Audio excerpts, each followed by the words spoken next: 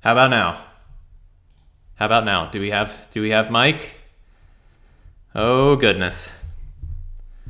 Okay. All right. It's been a day so far. I've been we've been celebrating. It's okay. Sometimes we get a little sloppy. Not everything goes perfectly. It's a day of celebration. Classic stream start. Um,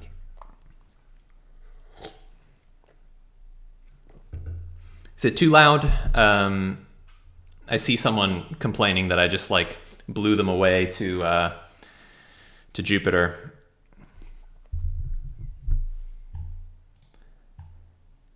It's fine. Okay. Let me get. I baited you into turning your volume up, and then bam, right in for the sneak attack.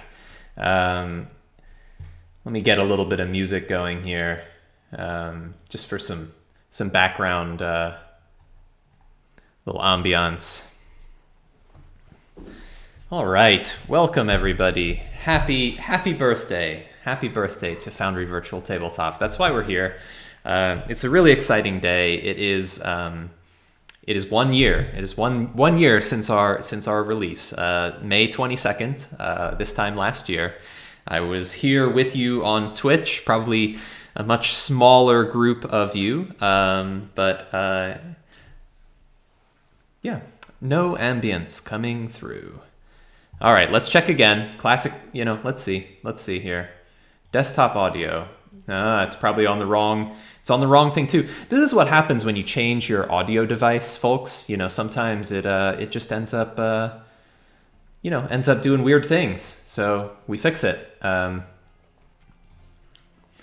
This was all a little bit rushed. I was writing the 1 year in review article, which I just got posted a little while ago. Encourage all of you to take a look at it if you get a chance. We'll talk about it during the stream also. And then also this morning I was recording voiceover for a amazing video that we have coming. It's going to be so cool. I really can't wait to see it all come together. But yeah, I was recording the audio for the video, and then I was writing the article and getting the sale on the website. And probably in hindsight we planned all of the things happening on today. It was a little bit too much, but it's okay. It's good. It's going great, and I'm really happy to be here with you all to celebrate a amazing year that we've had. It's really kind of hard to believe, because it sort of feels like I guess it sort of feels like it hasn't been that long, but I know it has, and I don't know. I'm just kind of struggling to come to terms with, how much has happened in the past 12 months. It's really completely incredible. So, yeah. Anyways, thank you all for I agree with you, Teddy. It was the slowest and longest year, and in some ways it just feels like I can't even imagine that it was a year ago. But other things, it just feels like it was yesterday. So, anyways, it's pretty surreal. But yeah, anyways, the plan for the stream today is pretty low key, I guess. I'm gonna just mess around with Foundry and talk with you all, and I'm gonna talk a little bit about some of the other stuff that we've done recently with the with the year in review post that just went up, with the video that's coming. It's gonna be laid back. I'll talk a little bit about patch notes, but it's maybe not gonna be as much development focused as it sort of normally is.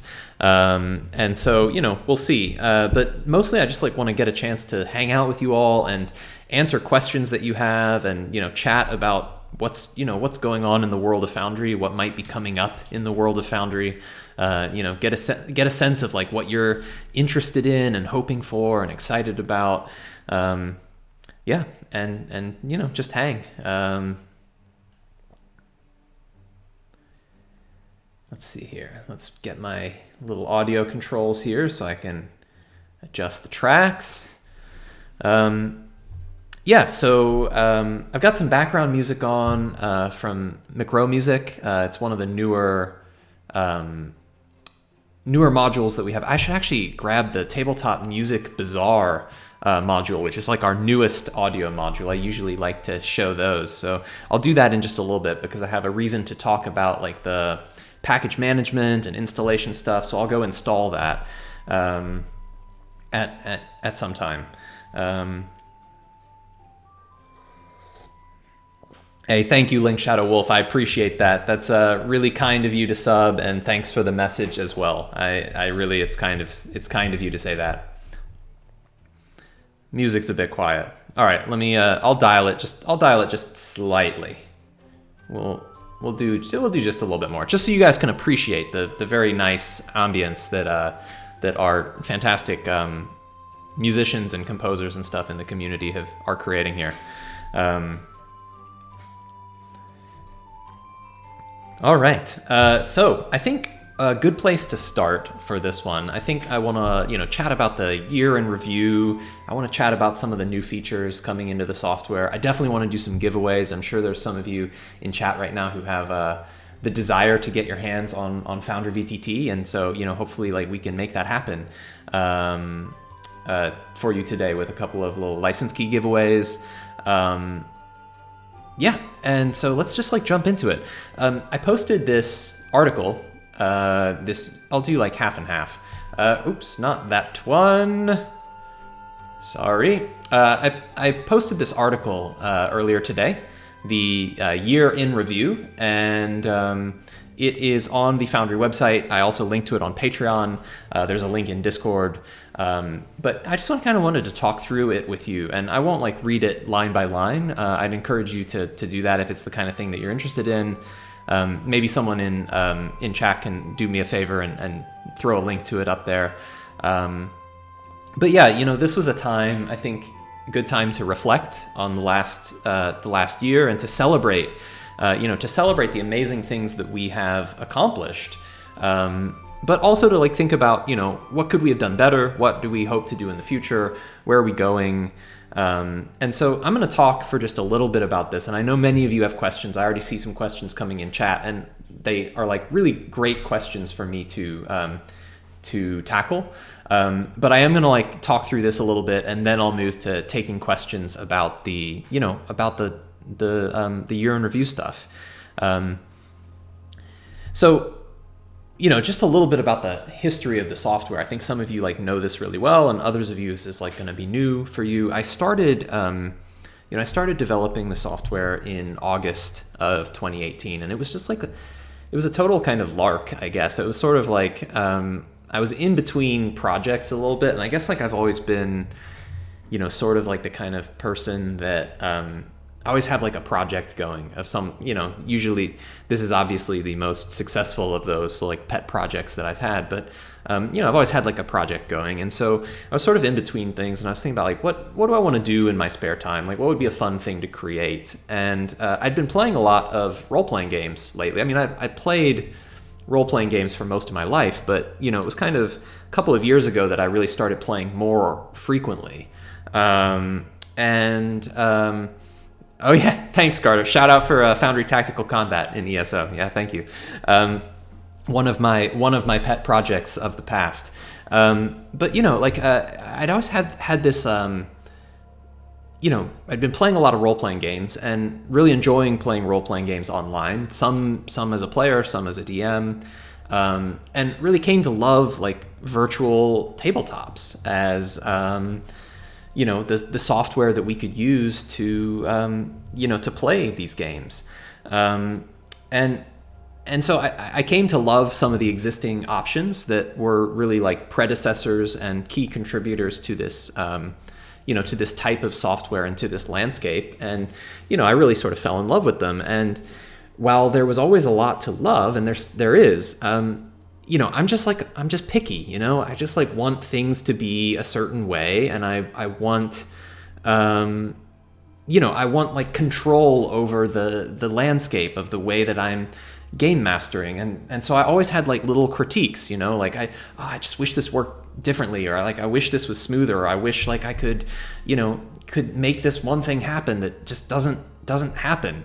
And I'm sure many of you, whether you're a Foundry user or you're not, I'm sure many of you feel the exact same way, and you probably feel the exact same way about Foundry VTT. And that's totally fine. It's I think there's something about being a game master that's you're just you're very opinionated. You want to create, and you want to create in the way that you want to create, and like that's just all of us, I think, to a certain extent. And so anyways, yeah, I just was like, well, I can't seem to get exactly what I want, and so I'm just gonna like see if I can create something. I'm gonna see what happens. And it was very like far-fetched idea. It was a very far-fetched idea because there wasn't like a serious business plan, or like I'm gonna make this software and it's gonna do all these things.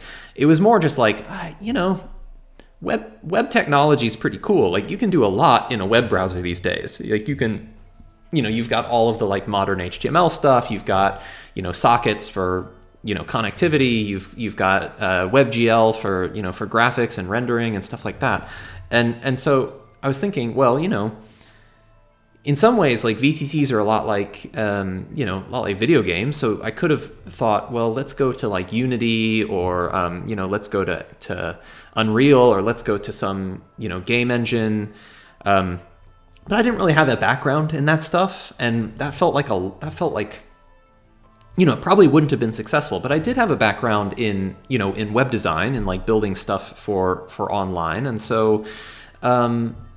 I was thinking, well, you can do so much in the browser these days. And the great thing about the browser is that like nobody needs to install anything, and that's a key thing. It's like, how can you get the fidelity and the performance that you could have with installed software that uses like a game engine, but how could you get that just in a web browser that has, no barrier to entry for users?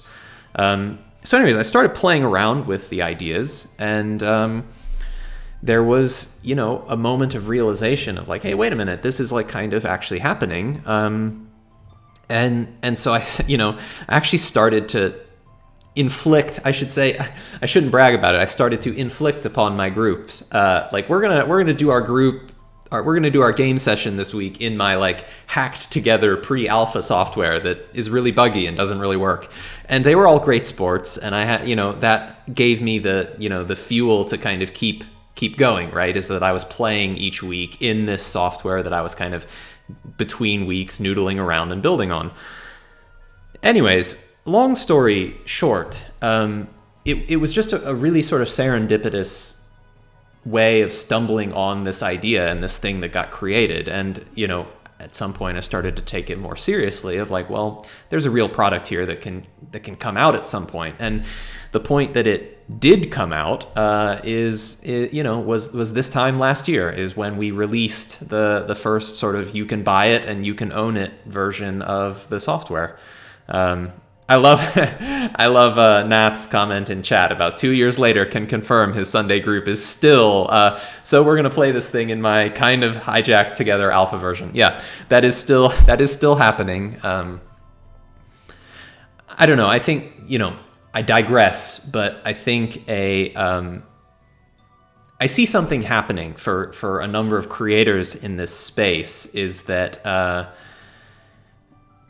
oftentimes as a creator trying to make battle maps or tokens or create a piece of software or create a module or whatever, it's easy for us to drift away from actually playing, actually enjoying role-playing games. And I think that's a risk that happens. I've had periods where that's happened to me. I've had periods where that's happened to, I've seen that happen to others. And I think, as a digression, I would just encourage all of you, remember that this is a hobby that you want to follow and you want to play, and you want to role play, you want to play games, you want to do those things. So if you're a creator in this space, or if you're a module developer and you're feeling like this all is becoming just like your focus is on making content or fixing your modules or whatever, don't forget to play some games. Find a group. Find time to sit down and roll some dice and laugh and, screw up and get killed or whatever happens. But, find some time to play. I think that's so important. And I hope that, one of the things I hope we can do better in the future is helping people have better tools for finding those groups and finding games. It's hard to prioritize that over all the other things we're doing, but it's so important. So, yeah, go get slain by some horrible monster. Anyways, so back to my story. A year ago, we released the software, and I think it was a successful launch. I mean, it was a very different software back then. I think part of what's so remarkable to me is that is how much it's changed just in a year. And I guess I shouldn't be surprised about that, because the whole thing was developed in a year and a half. But it's sort of different once you get out there and once you're released. It's hard to keep up momentum, and I think we really have kept up momentum. And I think that's one of the things that I'm most proud of. Now, it hasn't always been without collateral damage, and I'll try and touch on that in a way that's fair in a few minutes. But but anyways, so one of the things I covered in this year in review is I was just kind of reflecting on some of the big things that we actually managed to achieve since we released the software. We overhauled the dynamic lighting engine. So, what you're seeing on screen now with these flickering torches, and I love this one over here. I mean, up here there's this swirly pool. So stuff like this, these animations and light sources and stuff, that was a huge overhaul that we did in the 0.7 version. It's really powerful, and it's something that I envision us doing even more of in the future. Not just with lighting effects, but also with more scene level special effects that are unrelated to specifically the illumination that the lighting system provides. But yeah, things like this are just they're super powerful things that you can do with the light source configuration in Foundry, and there's lots of clever ways you can use lights to create to bring some dynamism to what's otherwise just a static image. We added the active effects system. So my ranger here, so when my ranger here gets afflicted by the lycanthropy feature, I put the lycanthropy on the ranger, and then they have werewolf transformation, and they have advantages to certain things, and these active effects that their AC goes up or their strength goes down, or I guess strength goes up, or whatever happens. The active effects system was sort of a big foundational building block of a lot of what we're doing kind of moving forward, in order to handle short duration status effects, things like when you put this status effect on the actor, then they have the stunned effect on their character sheet that can last for a certain number of rounds. It can integrate with the combat tracker.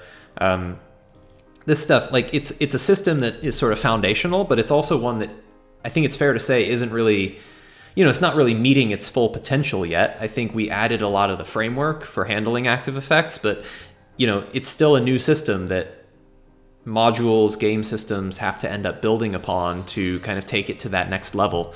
But this was a huge piece of work to get active effects to the point that it is now. And I think there will be a second version of it that's going to do even greater things, that will be even more convenient for game masters. We've got the icon library, which is absolutely so cool. So I create, this, scimitar of doom. And I want to make this weapon right in the core software. We have all of these amazing weapon icons that, let's see, sickles maybe. I guess those are kind of curved. No, those really are just sickles. I guess there's so many weapons that maybe under swords. Yeah, so here's some sort of curved. My scimitar of doom. All of these different sword icons that you can choose from to make interesting loot, to kind of make what you're creating in your world a little bit more memorable. And it's not just weapons, but it's it's all kinds of things. That one's super curvy. But yeah, how many is it? 5,000 something icons that you have to choose from. I don't know. That's just awesome.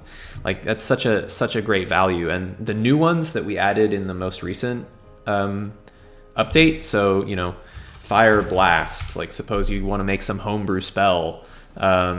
You've got lots of spell icons that you can potentially choose from as part of that. So magic, fire, there's like all of these different sort of fire effects that you can, use for your own custom spells. You can use it for monsters that have abilities that you want to. Oh, this one's Mushroom Cloud, Fire Blast, epic.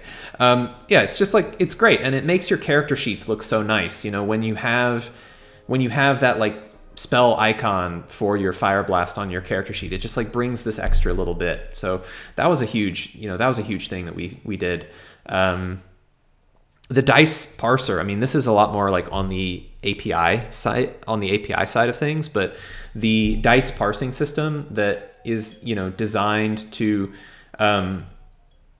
handle like more complex dice expressions. So for example, suppose we like roll, the minimum of 3d6 and 4 plus the maximum of 48 and 3d12, something like this. It's like the ability for the dice system to parse those expressions and to do all kinds of cool stuff with them. And to, anyways, the dice system has always been part of Foundry, but the underlying improvements to how dice rolls are parsed and evaluated, I think that's been a huge thing. Not to mention like attaching, flavor text to each of them. A new feature that you could do in, I think, 0.8.4 is like I can make the first of these like minimums fire damage and the second one cold damage, and Dice So Nice is brilliant, so it kind of like picks up on that. And then the terms that are expanded out in the dice roll are annotated properly, and all kinds of stuff like that, like being able to attach those like flavor texts, so neat. And being able to do that for more types of dice terms is a really cool thing. But not just like what the Foundry software ships stock, but also like the extensibility of the API for custom terms, for custom roles, for custom modifiers that lets systems extend those features to have like just what they need for their game mechanics. And then the V2 audio system that you're seeing here with like folders in the sidebar for audio, much improved management of audio effects, the like currently playing controls. The new web audio API that make it all work far more reliably, descriptions for sounds, crossfade between multiple sounds in the same playlist. All of that was part of the audio system, as well as ambient sounds. So, there's like a lot of torches in this room. Suppose I have, I don't know if I have in this particular sounds, campfire. Yeah, so suppose I have this like campfire sound in this room. The ability to preview that sound. So I don't know if you guys can hear that like lovely crackling fire right now. But to like live preview your audio effects with this mode that lets you hear exactly what a token would hear when it's in that position. As you move the sound around, you can kind of preview. The ability for sounds to go through walls. So like this wall here currently has, sound restriction normal, so it blocks sound. But if I change sound restriction to none, then my sound is now going through that particular wall, even though things like vision and movement are blocked by it. So the token that's on the other side of the door, that token is still hearing the fire sound. Very cool stuff. Like all of this, there's a lot of effort, a lot of like nuanced, like little nice features that went into the, the audio system updates. Very flexible, gives you like lots of things that you can do with the software to create just really immersive environments. The document model. Now, I mean, I know like documents, the meme and everything, like this is like a surefire way to put people to sleep like right away. But, the document model changes that improve the API that module developers, system developers are using to build with. It's really super powerful. And I think it's been a learning experience. It's been a transition period for module developers because we changed it a lot, maybe more than we should have. I don't know. I mean, but it was an important redesign of a very core system of the software, and I'm proud of how it came out. I think the new document model is super powerful, and it's going to last. It's going to serve the software well for years to come. So, Yeah, I'm really excited about that personally. It's kind of an under the hood feature rather than a like I can, show it off kind of thing. But it does allow you to do lots of things that are worthy of showing off. So, being able to have better control over your compendium content, being able to standardize the way that you override or customize the behavior of things like the combat tracker or journal entries or whatever. All of this is now kind of wrapped under the umbrella of the same system. And so from a programming perspective, it's really good. So I claim. I claim it's really good.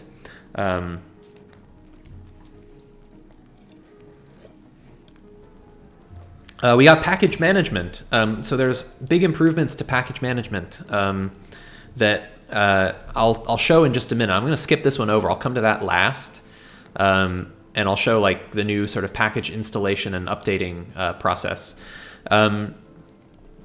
Overhead tiles. Obviously, this was the big community feature that was requested as the main feature for 08 as the community vote. So I think many of you have seen this so far, but overhead tiles, for those of you who haven't really seen it yet, let's give a little demo right now of how that's working and what it does. So overhead tiles, here's this forest cabin map that I've been using as my typical sort of demo area for this. Overhead tiles allows for the character to move underneath certain things on the map that then are shown above. So you see how like I'm on this bench or I'm walking by the corner of the house and the character is underneath the eaves of the roof. Or I go over here to where the chimney is and I walk underneath the chimney smoke, and the chimney smoke is rendered over top of the tokens in the foreground. Or I step into this tree, and now that I'm underneath the tree canopy, the tree fades away so that it can reveal the token that is standing beneath it. These are overhead tiles, and there's lots of different types of overhead tiles that you can have. But I can talk a little bit about their potential different customizations and stuff. So all of these trees at the moment are customized as having just a pure fade based effect. But and this I haven't shown on stream before because it got added into the beta channel after my last dev stream, but there's now a radial occlusion mode for tiles, so that there is a radius. Instead of fading the whole tile, you can have a radius around your token that is concealed away of the overhead tile instead of the entire tree. It's really powerful and it looks really beautiful. Arguably better than the other trees that just kind of the entire tree fades. I think this is super nice, and it's designed using a pretty high performance WebGL filter that is a custom shader that does this, and so it's relying on your GPU to do the radial fade, and it's pretty good for performance. So as long as you don't go too crazy with it, you're going to see really good results with this feature. And then that I haven't even talked about roofs yet, which is one of the most exciting modes for overhead tiles. So you can see the roof of this cabin, but as soon as I step inside the cabin, the roof is concealed so that I can explore the interior of the building. I can even have it so the walls of this cabin are part of the foreground layer. So you can see, for example, if I go and stand underneath this bear head that's on the wall, or if I go stand underneath this zebra, or if I'm passing through the doorway and my token is kind of underneath, sort of underneath the door frame. It gives you this very just sort of more immersion adding, or like here in this room where there's some sort of shadows in the corner, if I go step into the corner, my token is now in that shadow. Let's switch to a different token. I'm a little tired of the druid. It's very cliche. Let's go back to let's go with Cephras, the warlock. Maybe a little bit big. I'm going to touch Cephras down a little bit for scale. But yeah, so really incredible kinds of things that you can do with this. Or another one that I love is sort of, if you're kind of crouching in the corner, you see how like Cephras here can be sort of a little bit underneath the wall of the building instead of just clipping over it. These are all things that you can do in the way that you design your map using the overhead tile system that just make the world that you're exploring so much more realistic. And I know that like map creators on Patreon are already like going to town with this. I mean, I'm sure some of you know Bailey Wiki, who has a Patreon. Like his shtick is basically like taking everything Foundry can do to like dialing it up to 11, and he's already like fast at work making like some kind of incredible like town scenes that use overhead tiles for all the roofs and the aspects of like interiors of the building. And I really just can't wait to see what people make with this system, because I think it allows for creating some really neat stuff. I see lots of great questions coming in. I'm going to switch to take questions in just a minute, but I do want to talk about the package installation improvements that I mentioned. So we also did a lot of work on improved documentation. So let me mention that briefly. Our knowledge base has been reorganized and expanded. We have new tutorials that are designed to make it easier to get started with the software. We have updates to articles that help you understand, how to use tiles. For example, like all of this stuff with overhead tiles, it's all already, like we haven't released this update yet, but our knowledge base has all already been updated with all of the new documentation about how overhead tiles work. And so we've been really proactive about trying to, provide great documentation to help people figure out how these systems, can be used. Hopefully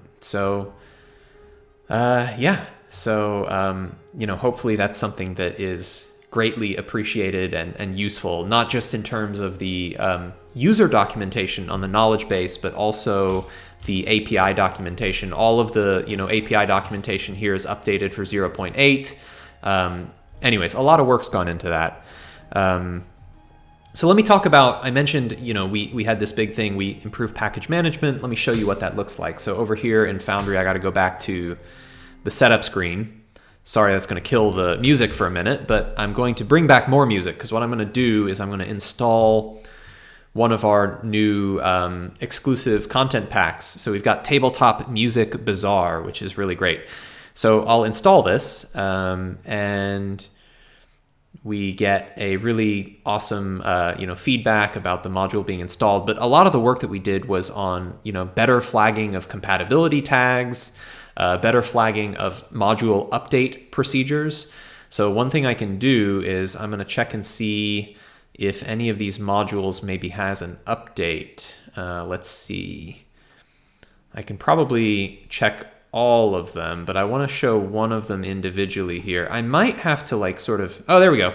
So when we can update a module individually, and that one was very fast. And we got feedback about the update. The compatibility warning is the compatibility tag for the module is now updated. But anyways, I think the big sort of showpiece feature of this improvement is the update all. So hopefully I have some modules installed that need updates. Let's see. Oh, no, I think all of my modules are up to date. How very droll. Okay, let me fake it by going and downgrading the version of a module. So I'll go to that small time module that I just installed. It's a very cool little time tracker. I'm just gonna fake it by downgrading the version so that my software will think that I'm on a older version of the module.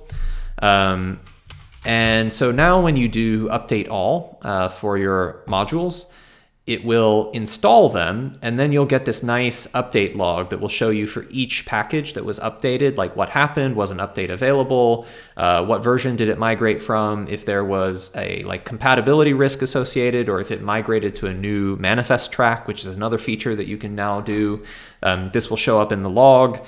Obviously here the log is a little bit boring with just one update, but anyways, you'll all see this for yourself as you step into the new 0.8 version of the software.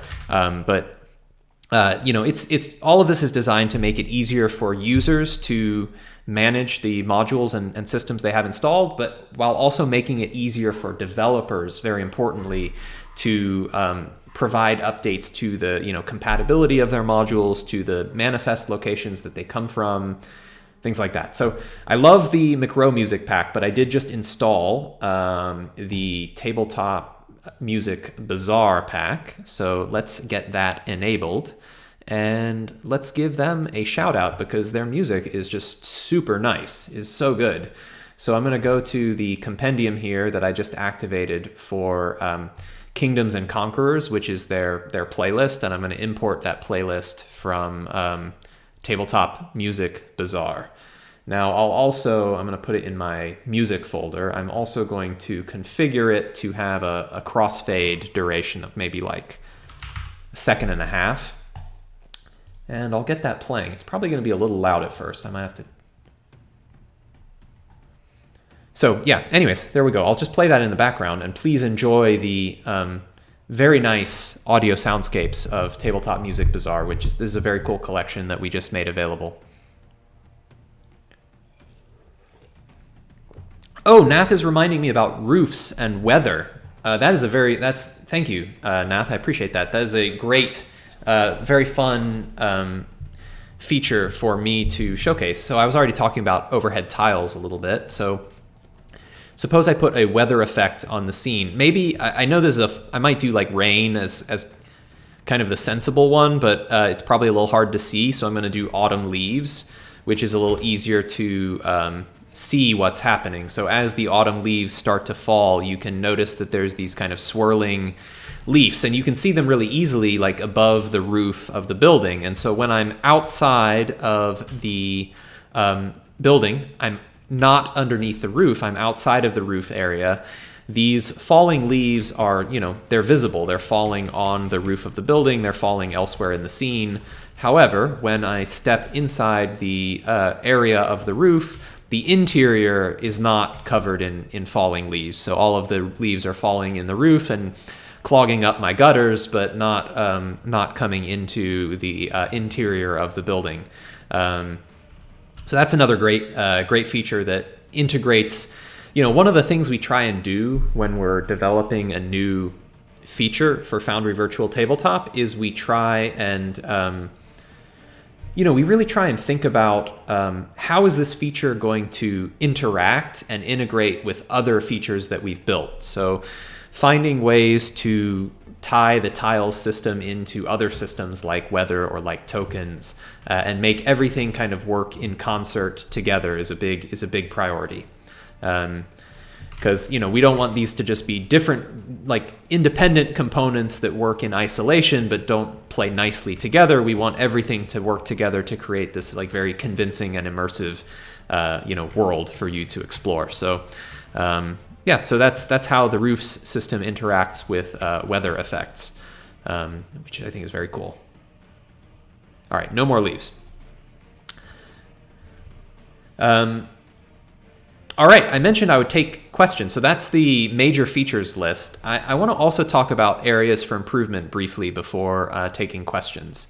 Because I think, it's great to celebrate.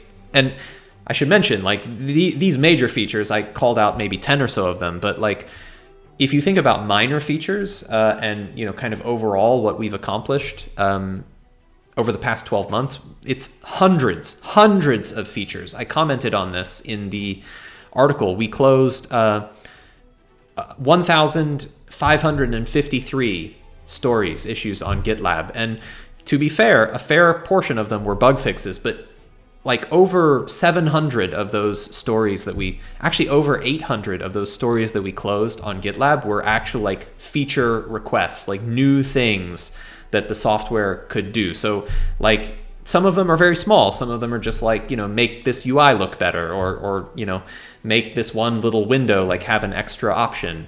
But, that's still a feature, it's still like little things. And so, I think, 800 of those features that were added over the past 12 months, really proud of that kind of insane amount of work. I guess the flip side of that is that,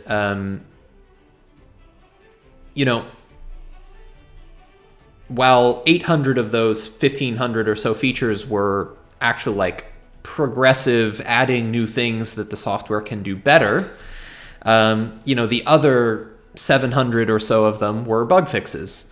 And so, that's a lot of bug fixes, 700. In some ways, I think it's good. I think it's a consequence of making our alpha and beta versions available for everyone to try, and collecting that feedback throughout the process is that, like, because we make those early versions available and because we get people involved in that early alpha and beta testing, like, it turns out a lot of bugs that get identified and fixed before they get to a release channel. And I think if you look at the number of bugs that affected a stable release, it's a much smaller number. Like, most of those bugs are ones that are identified and fixed during the alpha stage and the beta stage. But nonetheless, it is a lot. It is a lot of bug fixing. And I think part of that is due to the way that we sort of approached these updates with a little bit of like a breakneck pace, to do so much. We moved fast, we added lots of new features, but we did it pretty quickly. And I think that while I don't feel like we've left, wanton technical debt in our wake, I think we're building on really good, solid foundations. I think the pace that we moved did result in a fair bit of things that we didn't do right, and I think that's important to be aware of and to be honest with ourselves about. I think, I think in some ways, what I'm hoping for the future and for the next 12 months is for us to solidify a little bit the way that we handle internal testing, the way that we handle, getting early feedback to catch bugs before a release that reaches customers, that reaches users, even if it's just an alpha channel. Ideally, we don't want our alpha channel to have bugs. It will inevitably have them, but anyways, I think that's an area for us to improve upon. And I think as we're expanding the team, I'll talk a little bit about that in a minute, but as we're expanding the team, I think we can bring more resources to bear on having better processes that will result in releases that have fewer bugs. So I think that's something. I think on the same note, trying to reduce the size a little bit of our update cycles. I think both 0.7 and 0.8 ended up being very large in scope. They did a lot of things, and that's really exciting. I mean, I think it's thrilling to me what 0.7 and 0.8 did, although I think, in a more perfect world, if we could have done everything that we did, but done it as like 0.7, 0.8, 0.9, 0.10, or something like that. I think if we could have spread it out over more but smaller release versions, I think that would have been really ideal and easier for our community of developers to manage, because I think they're key stakeholders in the way that we update the software. And so I think there's lessons to be learned there about how we proceed in that way. And so I don't know exactly what the solution is going to be yet, but I think as we plan on scoping out the 0.9 update, I think we're going to try and manage the scope of it a little bit better, to make it easier when it gets close to release from a migration and compatibility perspective. Another thing I think I was thinking about as reflecting on as an area for improvement is upkeep of fringe components. I think we did a lot of like really exciting things with major systems like audio, active effects, lighting, what have you. But there are some systems in Foundry that components of Foundry that have gone a bit longer without really being improved. I think, the weather system, despite the way that, overhead roof tiles interacts with it being like a cool new feature, I think the weather system itself, we haven't really done much with it since we added that system in. I think much less than really we should have or could have. I think the journal system, like journals in Foundry are pretty good. Like they do what they, say they do. And they're good for doing lots of things, but honestly, like I think our journal system could be so much better, and it's because we're still kind of on V1 of that component. The journal system is still sort of the first iteration of the journal system that we launched. And I think other examples, maybe audio video integration. Like we're having some challenges with that right now. Audio video It still works great for external audio video like Jitsi, but that's that relies on an external solution. The built-in WebRTC based audio video is currently a known issue in 0.8.5, that there's some problems with it that we're still struggling to adopt and to get working. So, I think some of those fringe systems, it's like we need to keep focus on those a bit better, as well as continuing to make big improvements in the places where we're most excited. Lastly, I think that this one's not so much a critique, so much as it is just a thing that I'm really excited about us being able to do, and an area of improvement for the software is there's still a couple of big features that are missing from Foundry VTT.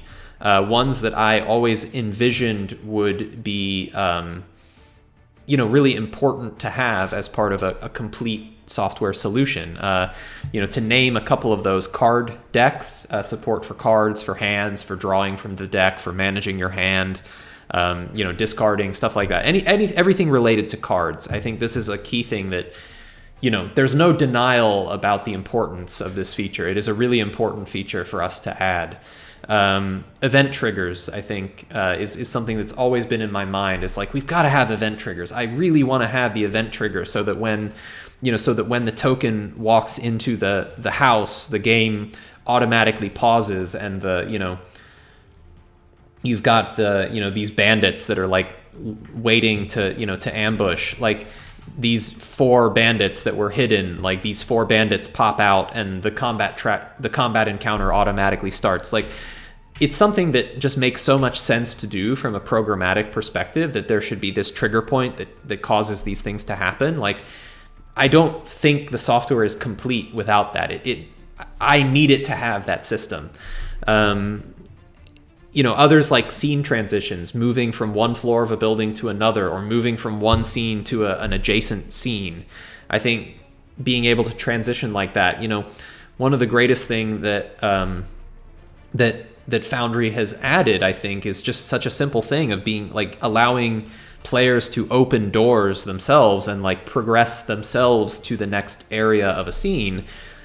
But currently, that ability to progress to the next area of a scene stops the minute you encounter a staircase. It's like you see there's a staircase there, but I can't go up the stairs myself. I have to rely on the game master to take me up the stairs. And that's just not a complete system for me yet. I think I need to be able to go up the stairs myself. That's something that's really missing. And so getting these improvements into the software, and I see many of you in chat pointing out, and rightly so, pointing out that like there's these great modules that do that thing already, and you're absolutely right. There are fantastic modules that do these things already, and well done to those authors of those modules for identifying weaknesses of the core software and things that are missing from it. But that doesn't mean those things aren't missing. They are missing. I think they need to be in the core software, and it's a matter of figuring out when is the right time to do it. When do we make that happen? But yeah, it's a thing that we certainly need to do. So I look forward to seeing some of those things start to happen as we continue to progress. All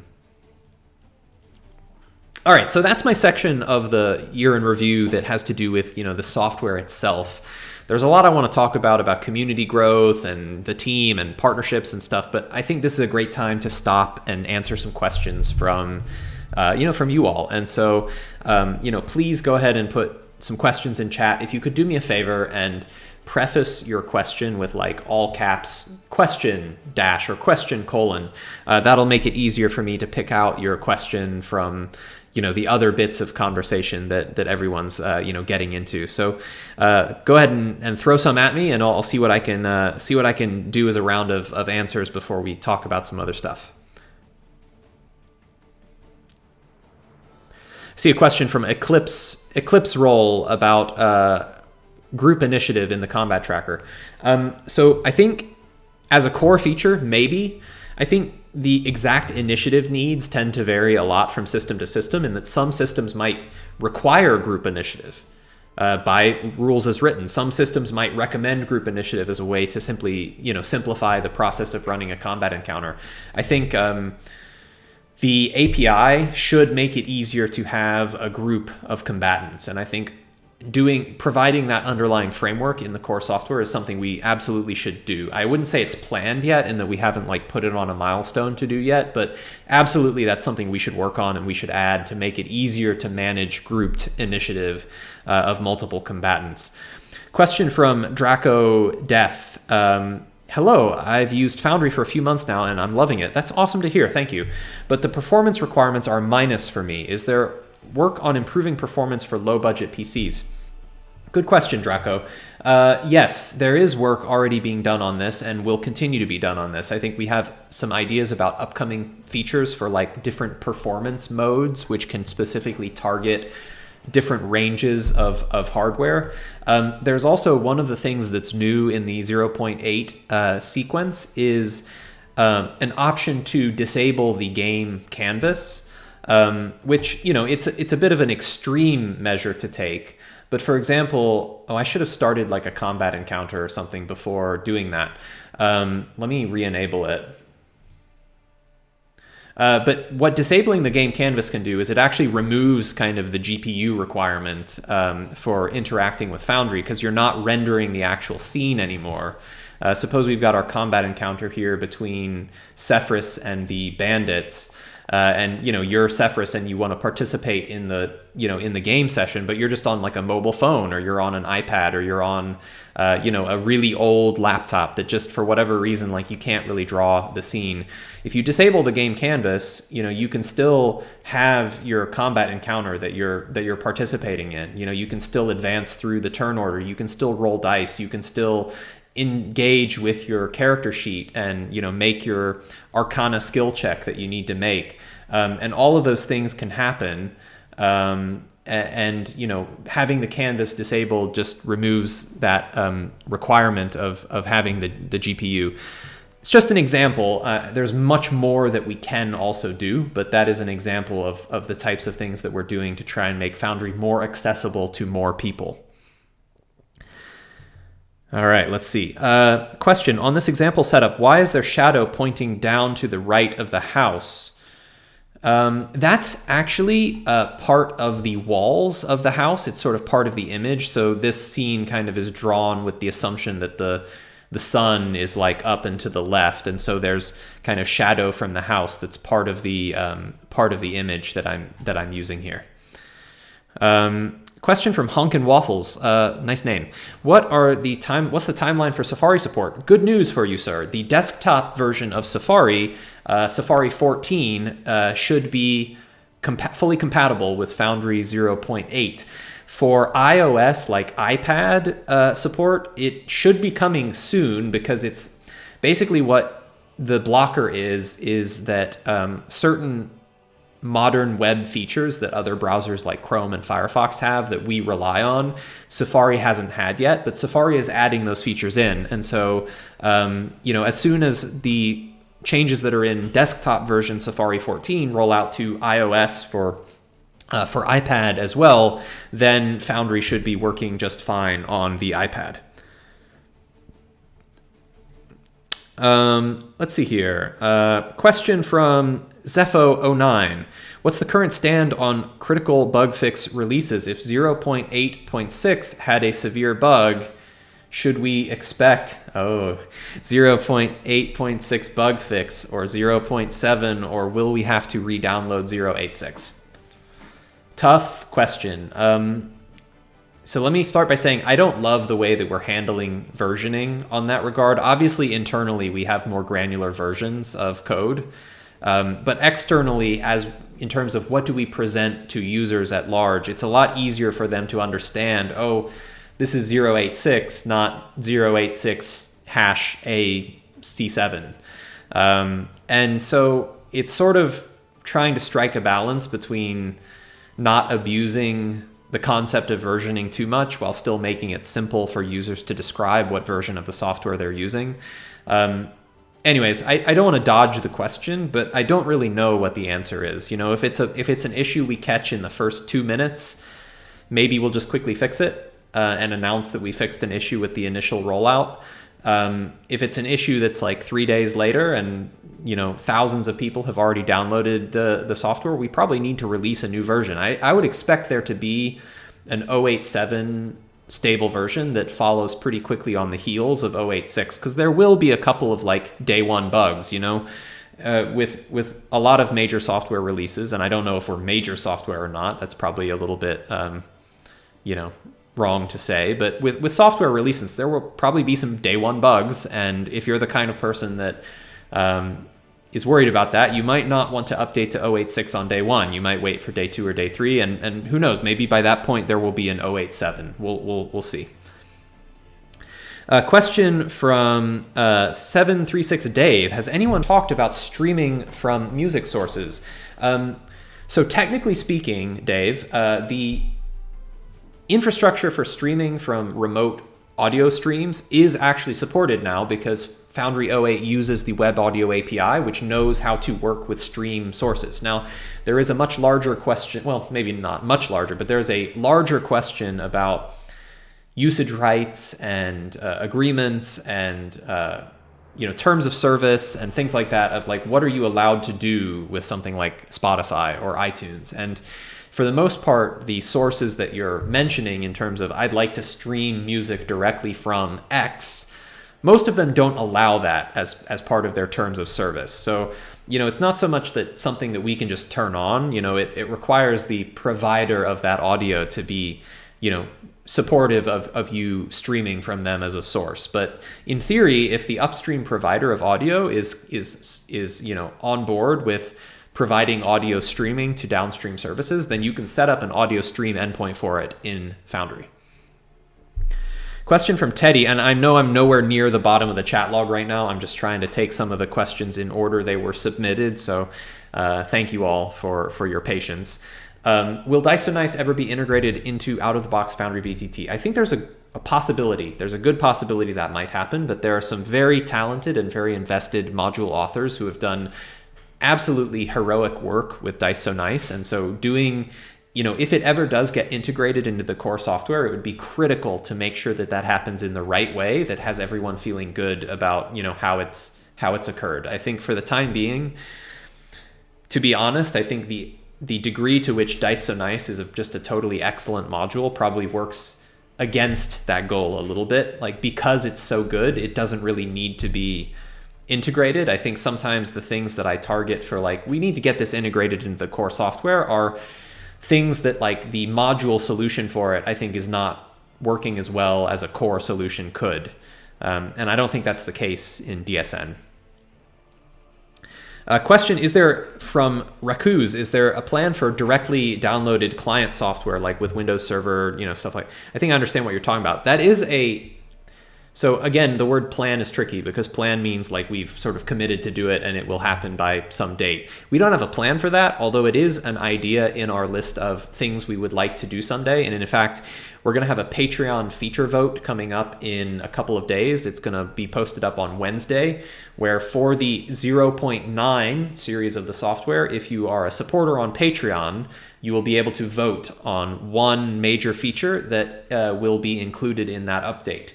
There's a very exciting list, and I'm sure whatever the community chooses is going to be an absolutely tremendously great feature. But one of those options is a standalone player client. Question from Scuzz News: how does the foreground feature integrate with third-party map software like Dungeon Draft? Great question. I don't really know the answer yet. I think it remains to be seen a little bit to what extent software like Dungeon Draft chooses to echo what Foundry is doing and have a concept on their end of like, these things are in the foreground. If Dungeon Draft or Dungeon Fog or some other map maker incorporates that same concept of like, you've got certain layers that are foreground and certain layers that are background, then certainly the possibility is there for Dungeon Draft to export directly to Foundry in a way that preserves the foreground background split. Now, whether it's worth Megasploit's time on the Dungeon Draft side to implement that feature, I think it's a matter of how many customers would would want that, and how you know how that would work for him financially. So you know, I can't guarantee that will happen or not happen, but in theory, the pipelines are there that a software like Dungeon Draft could export to Foundry with preserving walls and overhead things as, you know, foreground features. I would love to see that happen, but you know, there's a lot. You know, it's not just Foundry that makes that happen. It's our integration with those creators that make that happen. Question from Defreds: how do exclusive integrations work? Do you reach out to companies yourself, or is this an interest from them? To be honest, we've been very fortunate, and I'll comment on this more when I talk about the next section of the notes, but we've been very fortunate to have wonderful creators who want to partner with us. And I found that for the most part, when it's a creator who wants to be part of what we're doing, and it's a creator who wants to be part of, what the Foundry virtual tabletop ecosystem has, we've ended up with really high quality collaborations that produce really fantastic results. So yeah, you know, for the most part, it's people who have reached out to us, and I think there's something to be said for that being, you know, the way to approach it in terms of how we approach that model of sourcing new collaborators.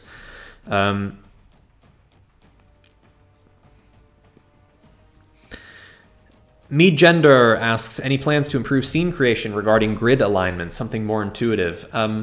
Yeah, this is, you know, we added this grid configuration tool, and the grid configuration tool allows you to, you know, adjust your grid size so that you can make it match your map a bit better, and you can, you know, shift the grid with the arrow keys so that you can adjust your grid and adjust your map until it exactly lines up. And I think this is pretty powerful. I think it has all of the features you need in order to get the sizing right, but it isn't, as you said, necessarily the most intuitive thing. And so, I think, as with other things that I've mentioned, like, there isn't strictly a plan like in place that we are going to improve this, but I think it's an area of the software that could benefit from continued improvement. All right, I'm going to skip over some questions at this point in order to get my chat a little bit back up to current. So for those of you who are getting skipped in my question answering, I am sincerely sorry, but please feel free to ask your question again. Just copy paste it for me, but I'm going to get caught up to current so I can see what people are saying as I am answering these. Oh my gosh, so much chat. Holy cow. I can't believe, I love it, you guys. 526 people watching this and sharing your thoughts. I wish I had time to read every single one of these. I'm sorry that I don't have the ability to do that. Question from Sagaith. An easier way to share content between worlds. Currently, it requires creating a custom module with your own compendium, which is not very intuitive. You are right. So I think the solution is the right one, in that you can have a custom module of your own content. I think what you're highlighting as the problem is that it's not intuitive to create that custom module. Like, people don't know how to do it.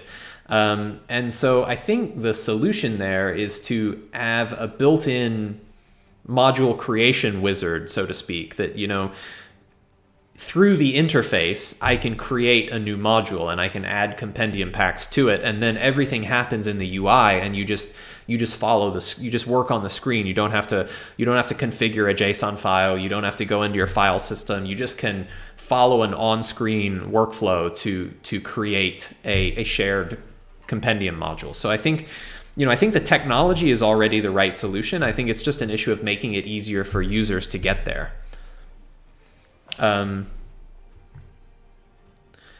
Question from Hector Gray. Are there any plans for having multiple tokens represent the same actor? There are a few systems where a whole group of enemies might only count as a single block of health. So kind of that's already supported, in that tokens can be linked or unlinked. So I suppose I have these cultists, and my cultist configuration is that they are unchecked, they are not linked to the base actor data. I can place multiple oh, what the heck? They don't have the right token image. Let's fix that before I proceed.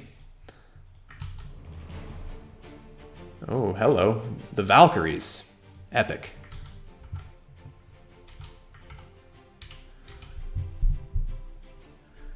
I wonder if this is actually a consequence of me having stupid prototype token settings, because I was testing them actually just before this. Oh no, okay, it's working now. So suppose I place each of these cultists. Each of these cultists is unlinked, so they can have, say, different amounts of health. They could have different amounts of strength. Like this cultist is stronger than the others. This cultist is smarter than the others. He's proficient in intelligence and has higher score. This one is, you know, he's almost dead, but he's not dead yet. So that's partly the solution to what you're asking, but I think the other part of what you're asking is you want grouped initiative. So I want all of these cultists on the combat tracker, but I don't want 4 records on the combat tracker. I want 1 record that's like, these are the cultists and they act together. And that's something that I commented on just a little bit ago in terms of, that's a feature that I think we should support. We don't yet, but it is one that absolutely I think we should support in a future version. All right, scrolling. Question from Sebasoft. If we have Node 14, do we just upgrade? It was not clear on the upgrade docs. If you're running the server with Node 14, so this is a little bit of a chicken and egg thing. The software won't let you internally update to 08 because it doesn't know, it doesn't pass along to the web server what version of Node you're using, and so we can't validate that you are compatible with the new version. So as things stand right now, when you update to 0.8, you will need to reinstall the software. It's really easy to do. It's really easy to reinstall the software, but you will need to do it.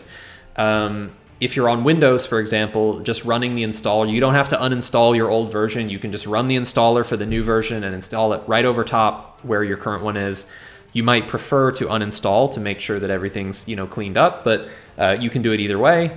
With Linux, you just update the location that you've extracted the software. But at the time being, you will, in order to move to 0.8, you will need to reinstall the software because there is this new requirement of a higher Electron version, or if you're not using Electron, a higher Node.js version. And you might already be using 14, but the software doesn't have the right checks in place to verify that that's the case. So out of an abundance of caution, you have to reinstall. That being said, we have added on your, I better not show this actually. I was going to demo the website page that has the download links, but all my license keys are there. So I better not do that. That would not be smart. Don't stream your software license keys. That's a bad idea. But yeah, there's a new download form on the website that makes it easier to download specific versions of the software. Yeah, so I think that can make things certainly much easier. Let's see here. That was the Kingdoms and Conquerors audio pack from Tabletop Music Bazaar. It's very great, mostly combat music. So, you know, it's a playlist that's ready for you to use directly in your combat encounters that gets the right tone of tension and heroism going. Let's go back to let's go to Tabletop RPG music as our next musical thing. Okay, let's see. Scrolling to current.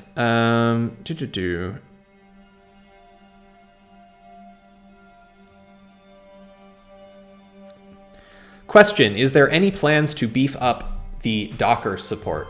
Sorry, Hunk and Waffles, but there is not any plans to beef up Docker support at this time. Containers are cool.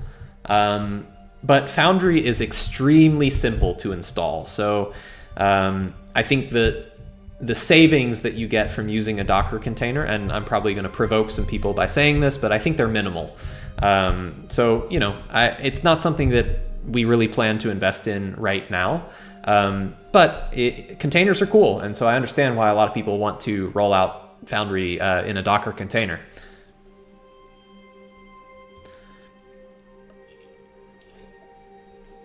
Question from Starglider. Where do you see Foundry a year from now? Hopefully right here on Twitch, talking to you about how how year 2 has gone. I think, I think there's a lot there. I think I see more major version updates, at least 3, I think. I would expect to see 09 and beyond in the next year. I would expect to see more models of premium content, things like Patreon integration, maybe some first-party content, who knows?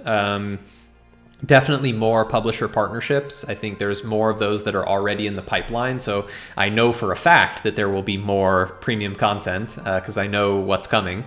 I think the goal is to stay true to our roots about like what are the cornerstones of the software. We want to stay.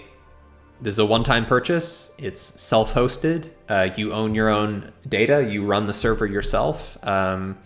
It only requires a web browser for your players to connect. Like these are things that are part of the Foundry identity, and so those are things that definitely won't be changing. But I think hopefully, if I say more of the same, hopefully if you're here and if you're excited about what we've done so far, then more of the same is an answer that will be exciting to you about what the next year will hold. Any plans for an offline character sheet viewer or editor? It's an interesting thought. I don't have any plans for that, and I'm not sure where that really would be on the prioritization list, but it would be cool to enable a way for like a Foundry game system to run sort of outside of Foundry so that you could create characters that could be directly imported. I think it's a neat idea. I like it in theory.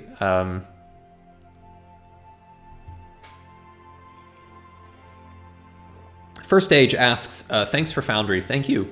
You really appreciate the integrated audio video. What improvements will there be in AV?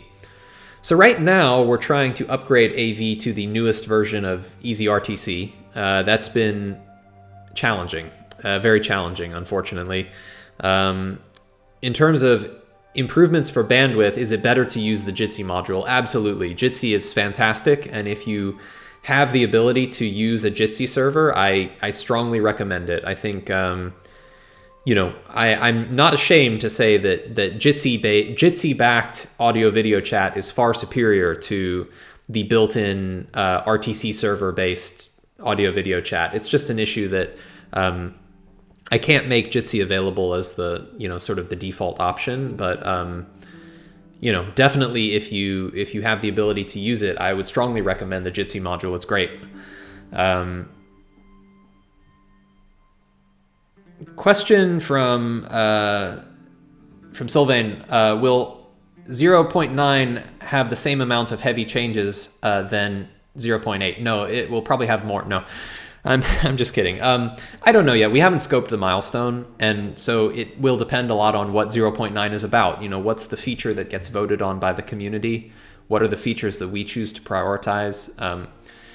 I think our goal will be for it to be less disruptive than 0.7 and 0.8 have been. We recognize that that's been a point of friction and that we want to do better.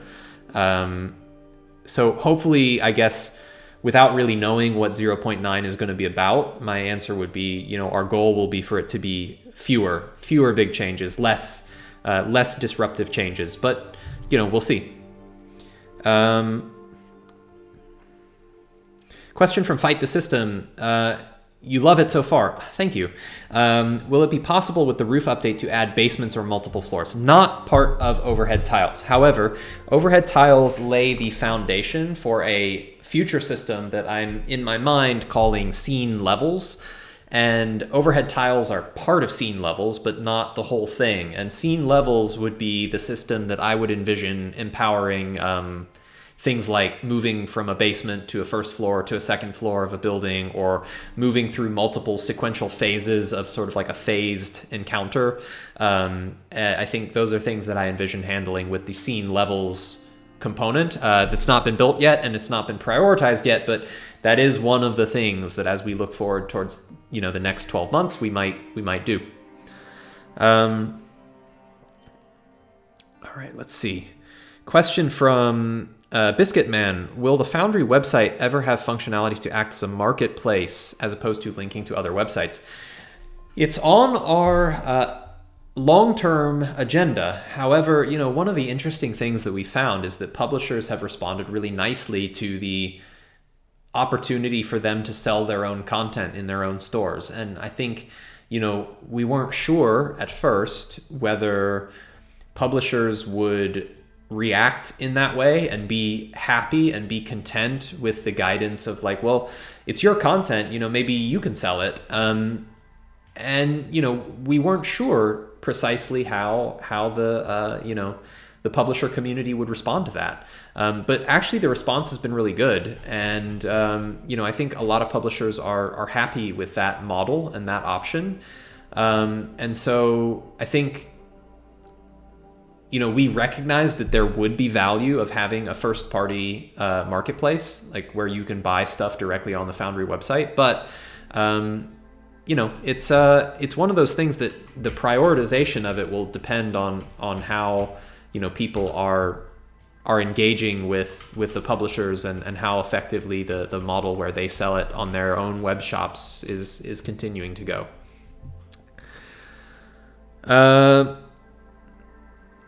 Al Winks asks about frame rate capping. Again, with the word plans, I don't know how to react whenever I see the word plans. There's no plan to do this, but it is a good suggestion, Winks. There's no reason why we couldn't, in theory, uncap the frame rate. That's a reasonable request. Damien2M, any news about the possibility of Kobold Press content for Foundry VTT? I love Kobold Press. I'm a big fan. And there is no news that I can share at this time. But there's reason for optimism. Let's see. Daisho Chikara asks, what is the current thought on implementing vision modules like Dark Vision, TrueSight? I think, yes, probably not implementing the module exactly how the module was made, but implementing the idea of the module, yes. So one of the things we want to do with the next round of the vision system is implement this adaptive lighting idea that allows the light sources in the scene to be hybridized to be contextual based on what appears in the scene beneath them. So in this scene where we're on top of this jungle pyramid with this green light, the green light might react differently to the presence of the color palette, the texture of the scene beneath it compared to, say, a red light. And that can allow for things like a sort of hybridization of like additive and multiplicative blending that can make lights look even better than they do now. And anyways, that might not seem like it's clear in how it answers your question, but enabling this type of adaptive lighting system is what would be, in my opinion, the right way to solve for things like dark vision or TrueSight or tremor sense, because it allows the renderer to do the work directly on the GPU in a very performant way that isn't going to be worse for performance than like rendering normally and then rendering like an extra dark vision layer or something like that increases the performance overhead of the system. So I think part of the reason we haven't launched something like dark vision yet is really mostly that we haven't achieved the technological foundation that we would want to have in order to do that the sort of the right way. Anyways, long story short, I do think you definitely can look forward to to that kind of thing.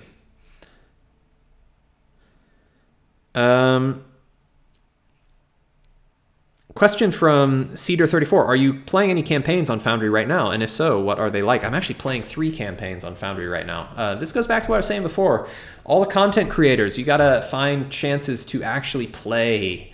I think it's so important. I think it's so important to just get a chance to actually do the thing that you love, not just spend all of your time creating it. I think it helps to keep you balanced, helps you from burning out, things like that. So yes, I'm playing in 3 campaigns right now. I am the Dungeon Master of a Rime of the Frost Maiden campaign that runs on Sundays. I am the player in a Curse of Strahd campaign on Mondays, and I am the player in an Out of the Abyss campaign on Wednesdays. So those are all currently obviously D&D games, although I'm not exclusively a D&D player, but in terms of what I happen to be playing at the moment, that is what I'm involved in. Many of the neat little maps that I've been showing here, the ones that are more like ice themed, like this one, these are maps that I've made as part of the Rime of the Frost Maiden game that I DM on Sundays. So if you're if you enjoy the Patreon map packs that I post as part of my Patreon, these maps like this one, this Nomad Camp, these are ones that are mostly created because I'm running the Frost Maiden game at the moment. So there's kind of a lot of icy stuff, but there's other maps that are going to be coming into that pack soon too. All right, let me scroll up to current again. Sorry for anyone whose stuff I am skipping over. I want to take a break here, and it's time to do a giveaway. So I'm going to take like maybe 5 more minutes of questions, and then I'm going to take a little AFK. And when I come back, I'm going to give away some software license keys. So don't go anywhere if you were thinking about tuning out. Stick around. Stick around for that, for sure. You might win. But I'm going to take like maybe 5 more minutes of questions first. And so let's see. Question from 1000 Nettles. How do you actually stay balanced, make time for friends and family, not burn out? It's a good question. I'm not sure I'm really an expert on that, but I do have, a happy home life. And, that's obviously been a great foundation and support for me. I think as far as staying balanced goes, there's no secret recipe, I guess. It's sort of like trying to be honest with myself about how much I can do. I tend to be very focused on like when I commit to doing something, it's got to be done at a level that makes me happy. Like it's got to have a level of quality, or like I don't like doing things halfway. And so I think a big thing is being honest enough with myself to know how much I can do and to try and avoid overcommitting. It's a trap that's easy to fall into because there's like so much exciting stuff that can be done, like there's so much opportunity. So yeah, I think that's a key thing is,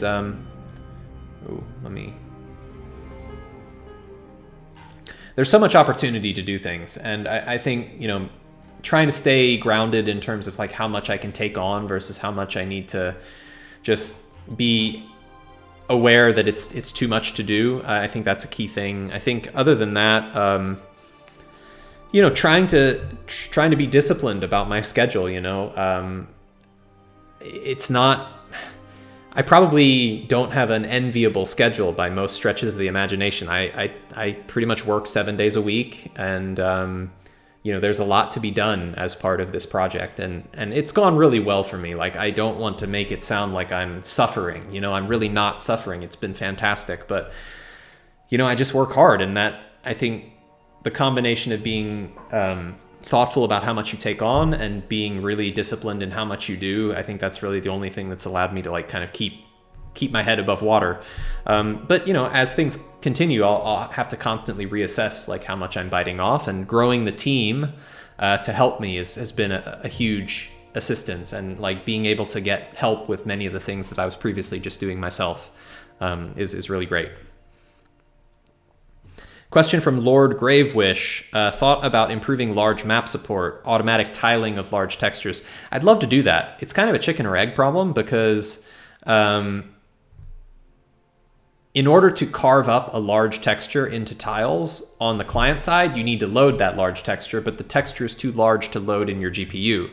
So you need to carve the texture in a way that either doesn't require the client-side GPU by using maybe like a back-end image manipulation library or some other tool that can carve up the large image into tiles. I explored that pretty early on because it seemed like a great idea of something to do, and unfortunately, many of the server-side image manipulation libraries for Node don't play well with Electron, so figuring out the right technology solution for that problem has actually been hard. Maybe as time progresses, there will be a better way to solve that we can implement. Scrolling. Question from US Mikey. Is there anything in the works for making interactive containers like chests?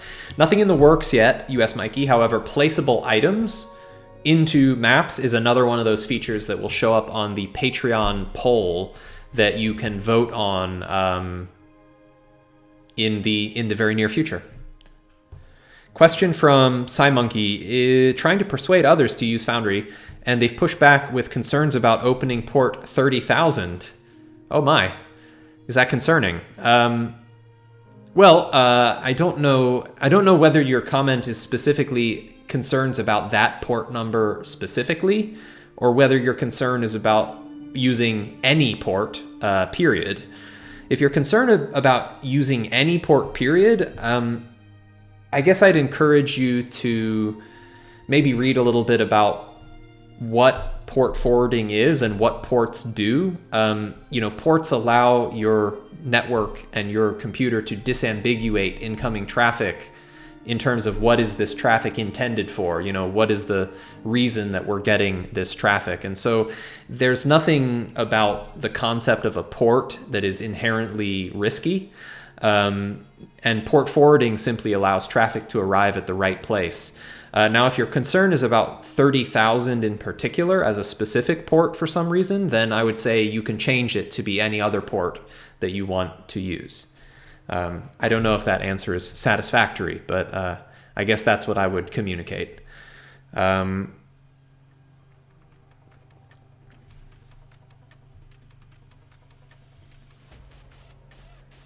All right, one final question, and then I'm going to go AFK for a little bit.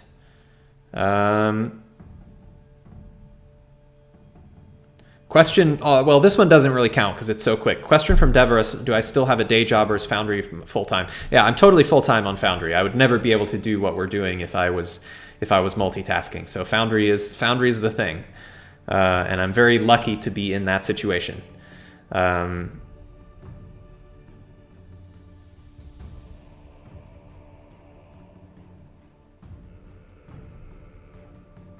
All right, I think that's it. So I'm gonna pause here.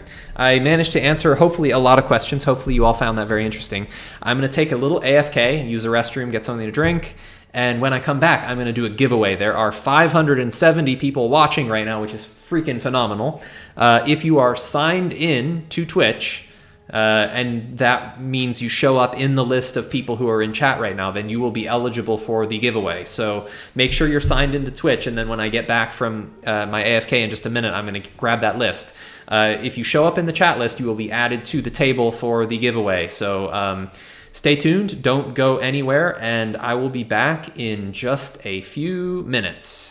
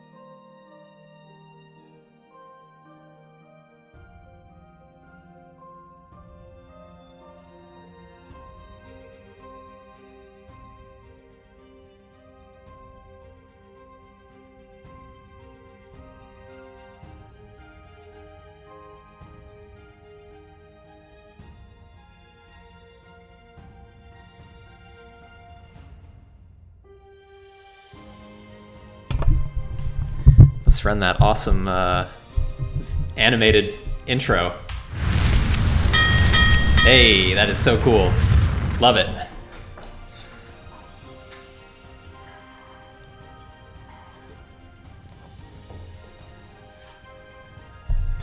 Okay, I am back.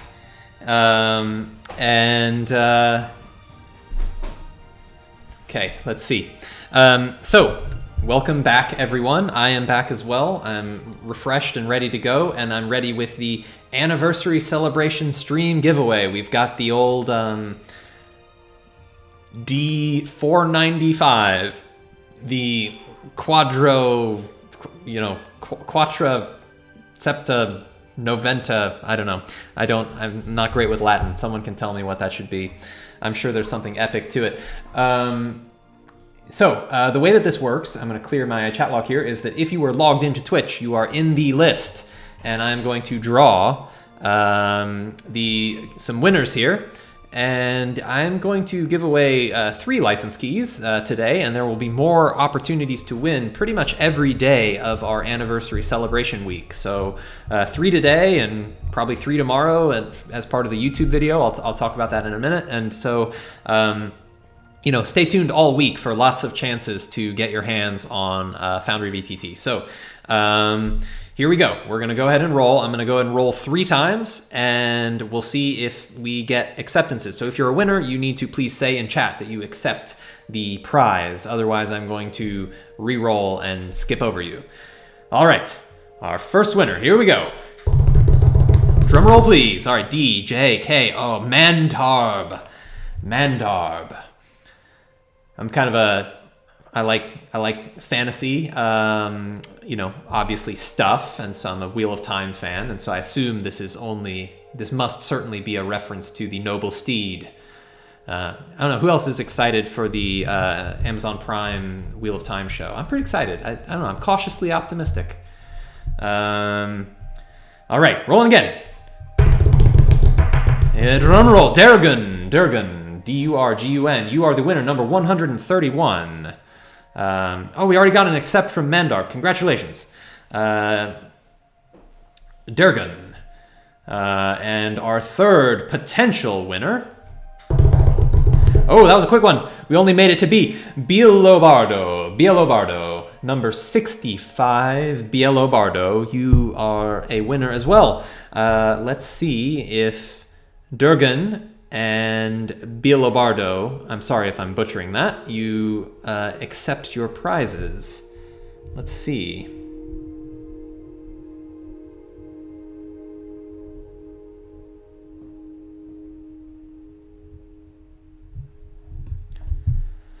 Looking.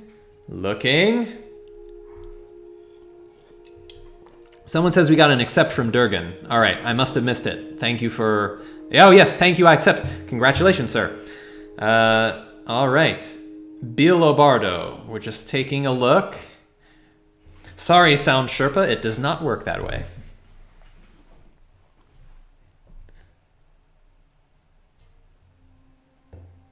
All right, I'm going to give him 5 more seconds.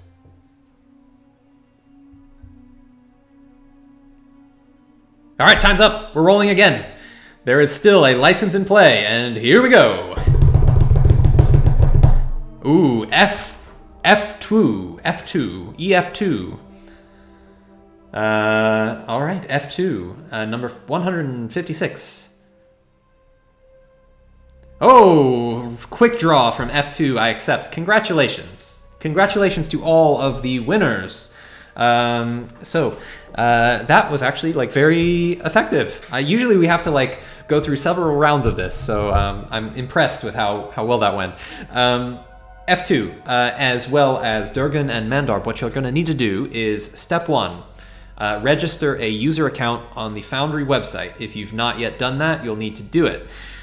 Step 2, send me a DM on Twitch, remind me that you were a winner today, and I will issue, and let me know what your username is on the Foundry website, and I will issue a license key to your Foundry account.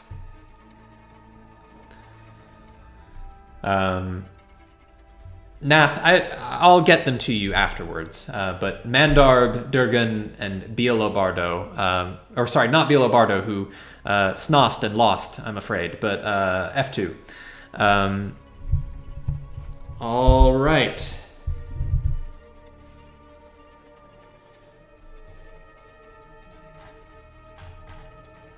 Okay, so let's get back to some of the awesome Q&A. Oh, I'm feeling peer pressure.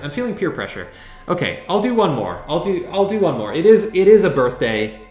It is a birthday celebration after all. So let's do another license key giveaway. I think it's only fair to go one more round. We've got things to celebrate today. It's like that extra helping of cake. All right, here we go. Let's go one more. Oh, we made it all the way to the S's. Sax Knife. Number 392, Sax Knife. They probably left when they realized that they didn't win the first three. Oh my gosh, I accept. Holy cow, we are like super effective today. Sax Knife accepts. Congratulations. So same deal for you, Sax Knife. Congratulations. You were ready to go. Yeah, just make an account on the Foundry website and DM me and let me know, and I'll get those license keys to you. For those of you who did not win, I apologize. However, we're gonna do lots of stuff for the next week. There's going to be several streams. There's going to be some YouTube videos. There's going to be like a Reddit Q&A. There's going to be some stuff going on with PaizoCon later in the week. Yeah, there's going to be lots of stuff, and I'm going to try and like give away a couple license keys every time we do something. So check out the schedule. It's posted on Discord in the announcements channel. There's a schedule for our like anniversary week celebration, and that'll give you a heads up of like things that are coming up for the rest of the week. And yeah, stay tuned to those for a chance to win some Foundry stuff.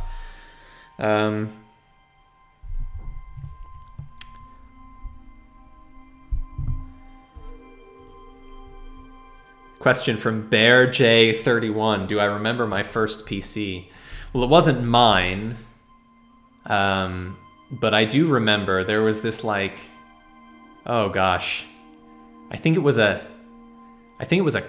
Compaq. Does anyone remember that brand? It was like COMPAQ. I don't know. They were a thing at one point, and oh gosh, it was probably awful. It was not mine. It was my parents' computer, and they bought a Compaq. And yeah, so that was it. The old Compaq.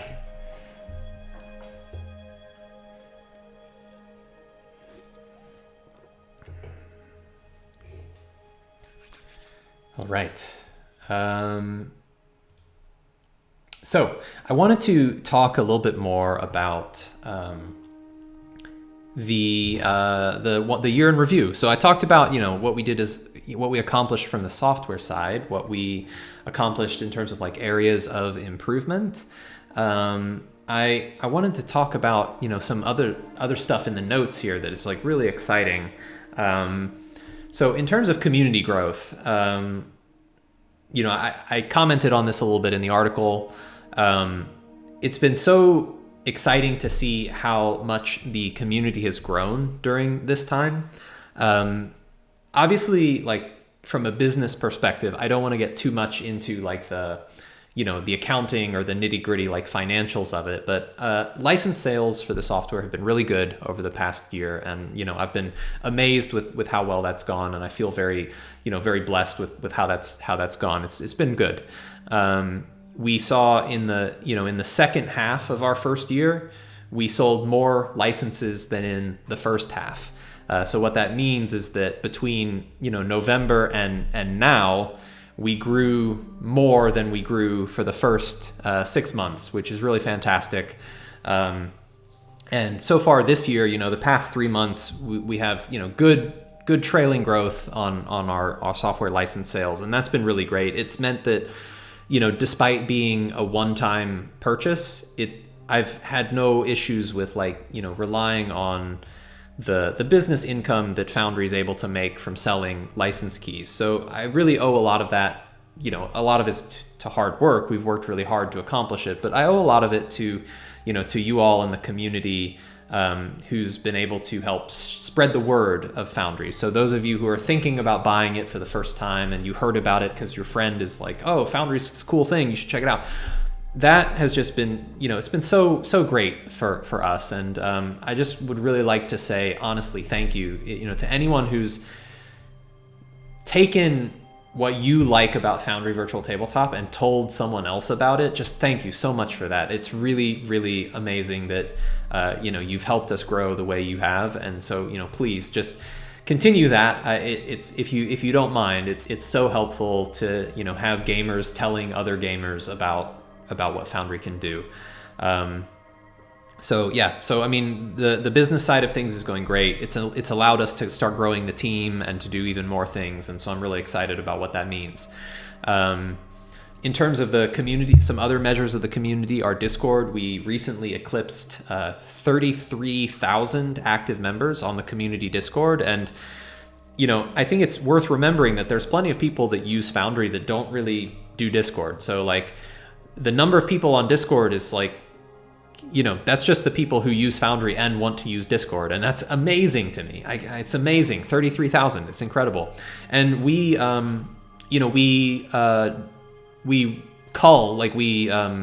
prune the Discord periodically so that it's only active users. And each week there's around 20,000 users that are active on the Discord. So our retention on the Discord server is super high.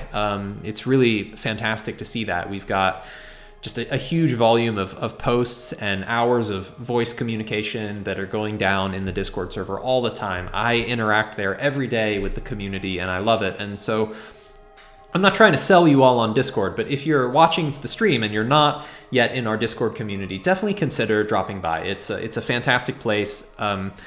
Not just because of what we do, but more importantly, because of the community that's active there and our amazing group of helpers and moderators and folks that help to organize and keep the community running. And I didn't have time to set it up for this stream because I was like frantically writing the year in review article and recording voiceover before the stream started. But the amazing people in the community, they sent me some birthday gifts for Foundry. I was going to try and use it for this stream, but I'll use it for streams later in the week. They sent me a Elgato Stream Deck, which is something I mentioned on the last dev stream as like, oh, I should get a Stream Deck so that I can, control my scenes a little bit better in OBS. And they sent me one, and it's amazing. And not only did they send me a Stream Deck, but they sent me a custom faceplate for the Stream Deck, which, well, to be fair, it hasn't quite arrived yet, but they shared it with me, and it's amazing. It's got the Foundry logo on the custom faceplate of the Stream Deck itself, and so that is just like so cool. And it's amazing that there's folks in the community that like wanted to send that over. As so kind of people to do that. And not only that, but they sent me, God, I'm gonna have to show it next stream because right now, like I said, I was scrambling and I didn't have a chance to get it set up before the stream. But they also sent me a this like Displate. It's like a brand that makes decorations for your walls where it's sort of like printed on this metal that you can mount using magnets, and it's sort of like a very cool like poster format. They sent me a commemorative display thing that I can mount on the wall that commemorates the first year of Foundry with the logo of the software, and in the background there's like a mural of like all of the names of the game systems and modules that the community developed using the software during the first year. It's super, super cool. And so I'll share that for sure. But yeah, just amazing to me that people, wanted to give back in that way. It's so very thoughtful, and just, thank you to everyone who you thought of doing that. It made my day.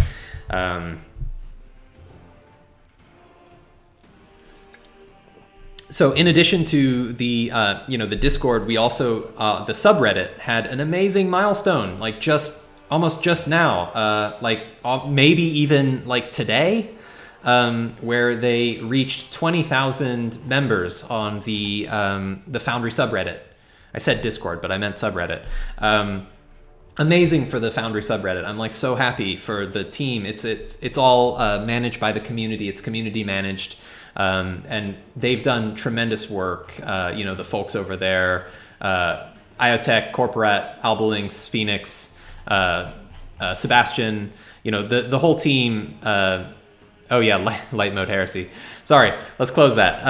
But yeah, amazing stuff from the from the community subreddit, and congratulations to them for their tremendous milestone. I'll have a Q&A on subreddit on Thursday of this week, and we'll be doing some license key giveaways as part of that Q&A. So check out the subreddit. I'll try and figure out where the dark mode button is by the time I do that, so you all don't have to make fun of me too much. We had the launch of Foundry Hub. So for those of you who may or may not be aware of Foundry Hub, there is this community website called Foundry Hub, created by the community for the community. They have articles, they have guides, they have YouTube videos, they have a module listing that helps you to find systems and modules that you're interested in. They've got pages of different creators who are making Foundry content, so you can find new creators that are exciting for you. They've got a forum. They've got, a new videos section that I think was just recently added. It's a really cool place. Like, honestly, how lucky are we that we can make a thing that the community wants to then go and make like a fan site for? Like, I don't know. Like, that's just so cool that like we have a fan site. We have fans. I mean, like, who knew? But yeah, I mean, that's awesome. And so thanks so much to the team working on Foundry Hub and making that happen.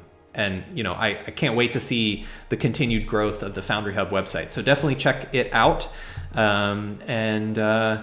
Yeah, that's another like very exciting thing that has been added to our community over the past year. I'll just keep changing the scenes up a little bit.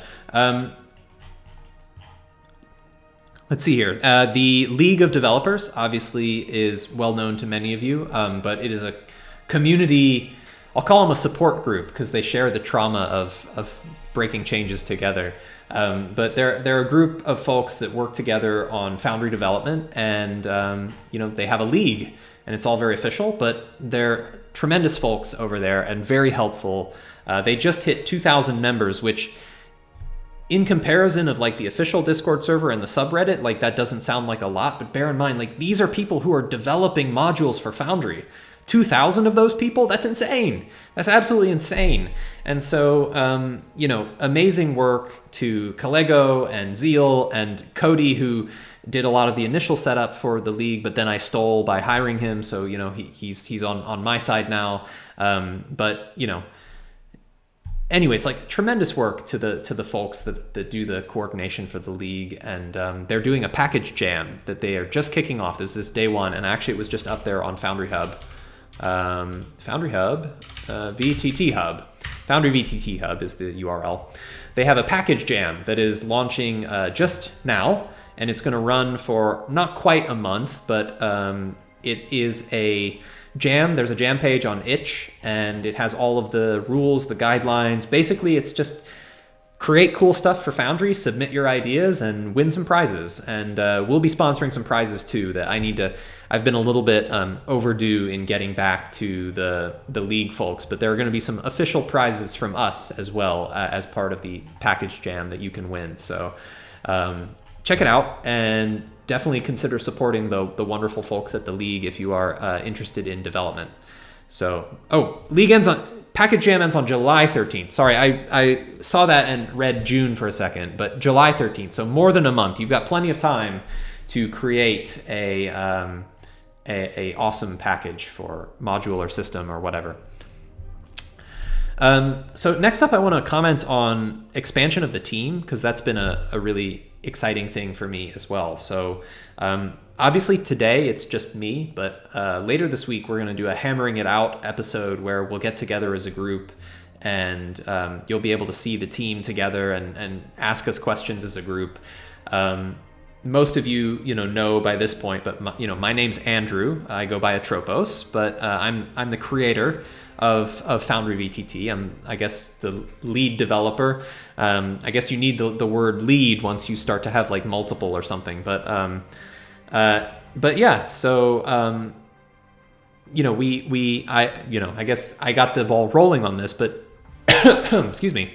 But now we've got Shane, Anathema, who's been here from almost the beginning, but not quite from day one, but almost. And Shane keeps Anathema keeps the Discord server growing in a super healthy way. He keeps everything organized. He ensures that we're meeting our goals. He helps us plan effectively and make sure we're not taking on too much. He keeps me in line, and he keeps the community in line, and he keeps my sanity in line. So I owe huge thanks to Nath for that. Roman, who goes by Cobalt in Discord, he has been doing fantastic content development and technical writing. Many of the premium packages that you see on the module listing, so under the exclusive content section, Roman has been involved in so many of these, making sure that we're working well with our content creators and getting things set up in a way that is just really optimized for Foundry. Roman has also been an absolute champion in terms of the reorganization of the knowledge base and all of these new articles, like the new tiles one, the new playlist article, all the stuff that we needed to get updated to have the new stuff for for the new version of Foundry. Roman's been doing all of that, and he's been doing a superb job with all of it. So then we've got also the new hires that are more recently getting underway. So Cody, who I mentioned before, who joined the team not even 2 months ago, but he's already been making such a big improvement and contribution in terms of the module management improvements that are part of Foundry 0.8. It's been a pleasure working with Cody so far, and really excited to have him be part of the team and for us to share the burden of development together. And we've also got Matt from Encounter Library, Matt XD on Discord, who's our content developer and project manager. And Matt's been partnering directly with premium content publishers and community creators to get the best possible content onto Foundry as a platform. And Matt's also been leveraging his expertise in media creation to do things like video creation for the team. And there's going to be a video dropping tomorrow, knocking on wood, that is hopefully going to blow your minds. It's been a while since we put out an official video, and you'll see some hard work that's gone into that tomorrow, hopefully. I'm really excited to see the final cut of it, but it's looking great. And so Matt has been just superb to bring on board, and his contribution to the team has also been really fantastic so far. And then lastly, we will have a new team member joining early next month. So the final of the new hires that I made a couple of months ago is Kim, who goes by Fjorl on the official Discord server. And Kim is a super talented developer who will be joining in a software development position and working with myself and with Cody. And the three of us are going to, hopefully do some incredible things as we continue to develop the Foundry software. I'm a big fan of the modules that Kim has made in the past. He's got a great track record of Foundry development, and he's going to bring that to the team in a way that I am really excited about. So, so that's what's happening on the team front. It's really crazy and really cool to have it be a whole group now that is working on this together, and I just feel very fortunate to be in the position of being able to have a team of such talented people and such wonderful human beings as well. So next up, I want to chat about content partnerships. So we've made big strides in the past year of bringing content to Foundry. So the tools that the software has, they're cool, they're great, but without content, there's something missing. You need the actual stuff in your world to take advantage of all that, all the cool features that Foundry has.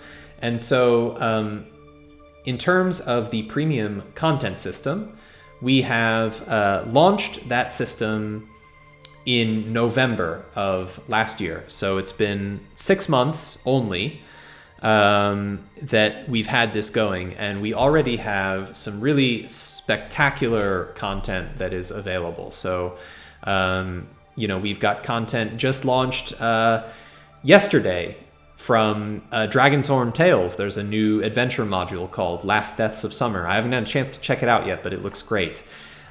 We've got all the fantastic content from Cubicle 7 related to Warhammer Fantasy. We've got Deep Dark Designs making content for 5e, adventure content and magic items and stuff like that. We've got Pinnacle Entertainment Group, PEG as they're colloquially called, who's been doing spectacular work with Savage Worlds.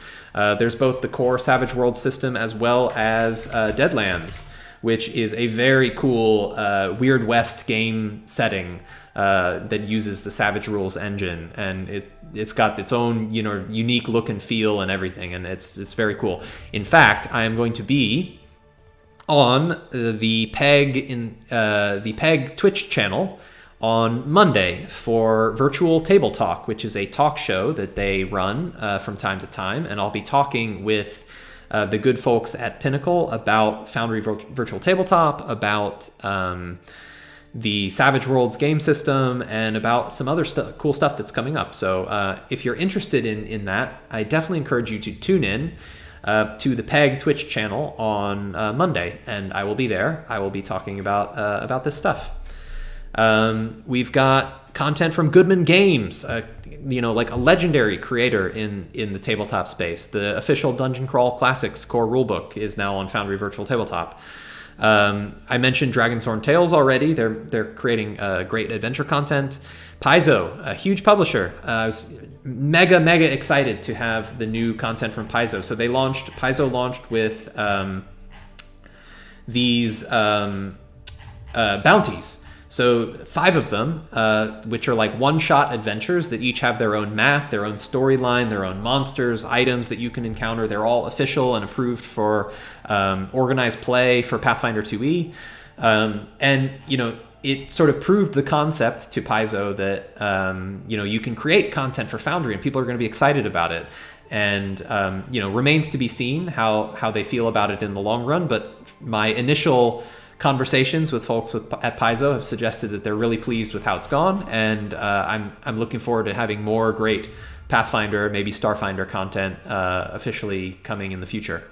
And then Ulysses Spila, not to leave them to last, because they have created some of the most and some of the nicest content that we have for Foundry Virtual Tabletop. Now, a lot of it is primarily German, although they're currently working on English translations for most of their products that are like the English translations are kind of rolling out slightly following the German ones. And so many of them, like this one, also has support for English. And so like Dark Eye is a system that is like so huge in Europe, and I hadn't really had the chance to try it myself yet. And so now that they have English support for all of their premium content, I'm really excited to give it a shot and to sort of find out what everything is about.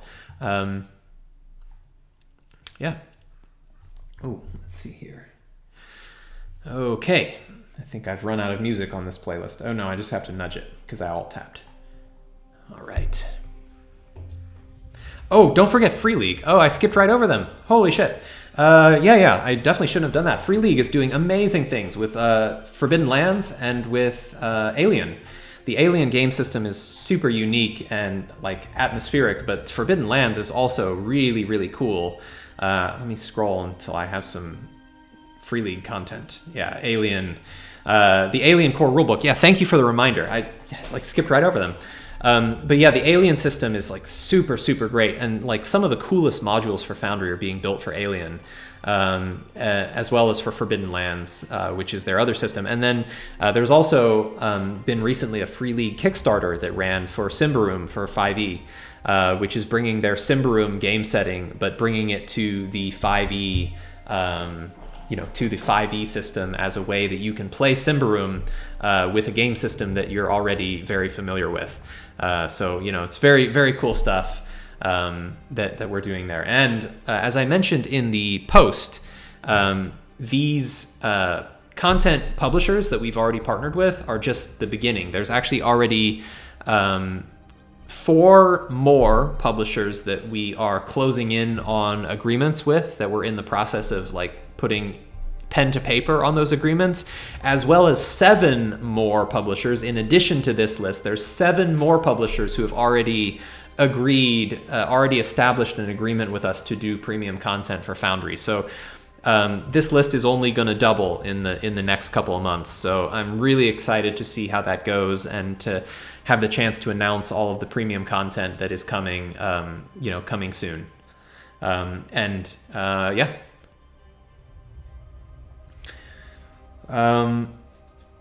Let's see. I want to cover 1 or 2 more sections, and then I'm going to take another round of questions from the audience, awesome audience in chat.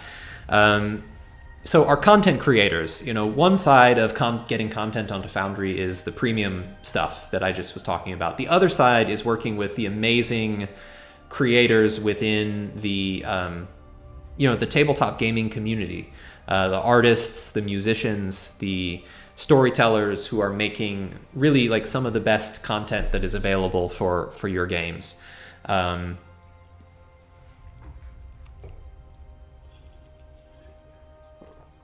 I see a question from Chronic Fireworks that says, isn't all content premium since you need to buy Foundry to use it?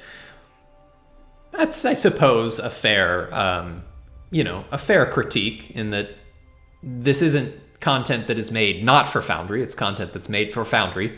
Otherwise, we wouldn't really be here. But I don't think it's fair in that the content under this section you can install for free if you have a Foundry Virtual Tabletop license, which I think is a huge deal, because there are actually like legitimately hundreds, probably getting close to 500 now, different battle maps that you can get for free, that every single one of those close to 500 battle maps is fully walled and configured for use in the virtual tabletop. No energy is required for you as a game master to use it in your session. You simply install it, you import it, it's ready to go. All the walls are done, all the lights are done, play your game session. So I think I'm incredibly proud of the amount of content that falls into this section. And yes, while you have to have a Foundry license key in order to access it, this is just like the amount of value that's here, in addition to just the value that the base software provides, is something that I'm incredibly proud of. But yeah, anyways, we've got Adventure Music, Apotheosis Studios, my own battle maps, Kaora's battle maps, Tsepeku's battle maps. I probably would be doing a disservice if I just read down the list, but please look at the list of content creators on the year in review section. Look at the exclusive content section of what you can get for Foundry VTT, and just not only enjoy the free stuff, but find some creators that you really love and support them, because they are making really incredible stuff. And share the wealth. Consider putting a couple bucks a month to someone on this list whose content you love, that you want to see them keep making more of it, because they are making content specifically for Foundry VTT. And almost all of these creators now have a tier of their Patreon or a line of their products that are made specifically for Foundry. So if you support them, and let them know that you're there for their Foundry stuff, they will continue making more and more and more of that, and it's just going to continue strengthening the ecosystem of what we have available. And I mean, it's important to acknowledge that this is a subset, for sure, a subset of the amazing creators that are making content for Foundry VTT. There's tons of them that are actually on Patreon, artists, creators, storytellers that are making Foundry content that aren't on this list because we haven't gotten the chance to partner with them yet to do a premium pack. But it's just amazing to me how rich the creator space is around Foundry right now, and I feel so lucky that there's people who are willing to lend their artistic talents towards making content for use in our software. I think that's fantastic.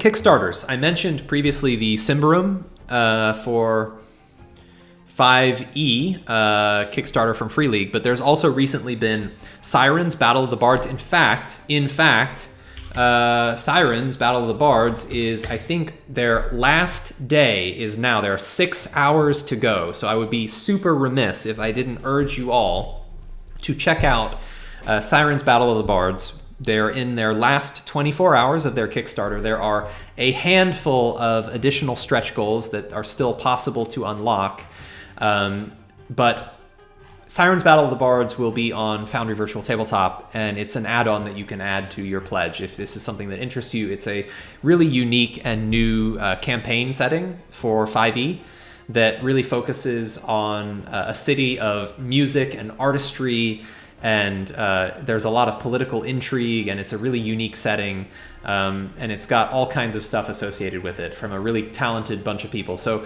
check out Sirens on Kickstarter and see if it's something that interests you, because you've got 6 hours left where you could consider backing them and get your hands on the Foundry module that it will come with. Let's see. So in addition to Sirens, we've got there's an Arkenforge Kickstarter for their Sci-Fi Masters Toolkit that's bringing a ton of sci-fi assets to Foundry. Dungeon Alchemist, creating maps using machine learning, basically. It's amazing. There's like a procedurally generated dungeon maps. Dungeon Alchemist is super cool. Kibble's Compendium of Craft and Creation is going to have Foundry content. Hammerdog did a Kickstarter for the world's greatest inserts that featured Foundry support. DM Dave has a Kickstarter running right now. So in terms of like currently active Kickstarters, let's see, this is should be Pexia's.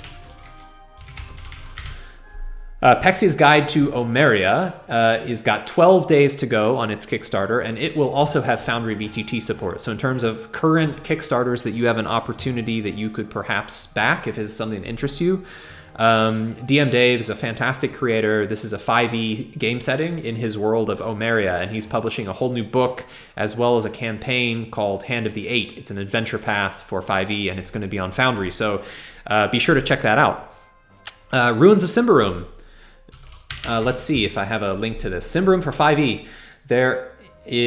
I backed the project. It already closed very recently, but you'll be able to buy it from the Free League store once it launches, hopefully by the end of this year. It's a campaign that I'm super excited about.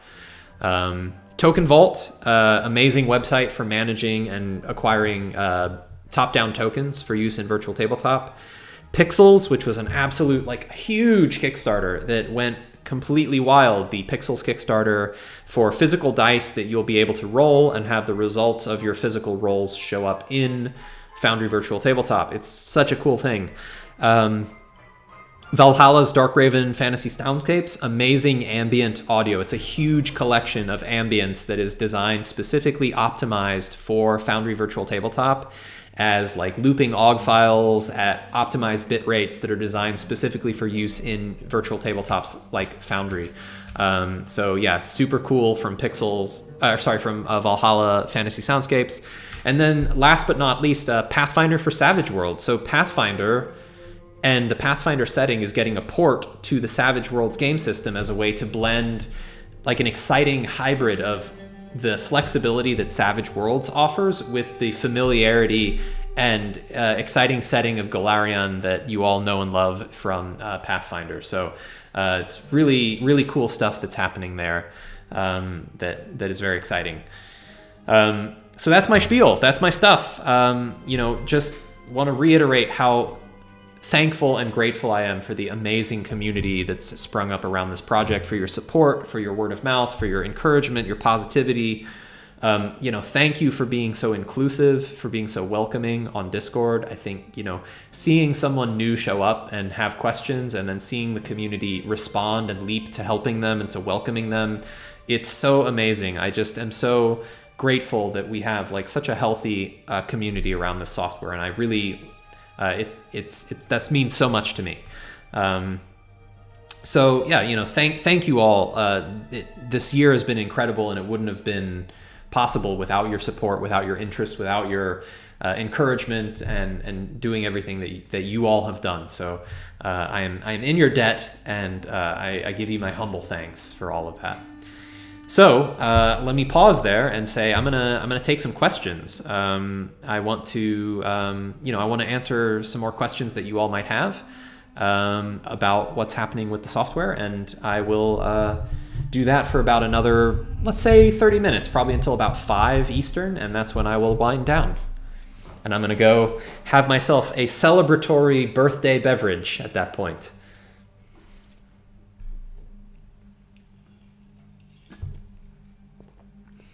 Question from Chaos OS. Are you pursuing an agreement with DM's Guild? Not currently. I am interested in pursuing an arrangement with DM's Guild. DM's Guild is obviously like a super important platform for creators in the 5e space. And if there's a way to set it up so that Foundry content can be supported on DM's Guild, I am very interested in making that happen. But I don't have anything I can announce on that front yet, I'm afraid.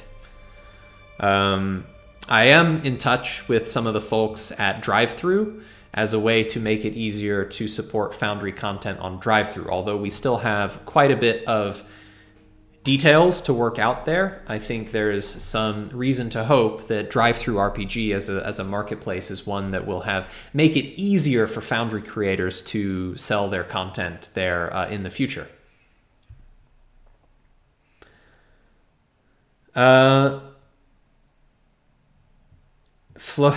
Florian asked me to pronounce Das Schwarze Auge. How'd I do? I don't know. Tell me how I did. I'm not particularly a German speaker, but I'll try and fake it.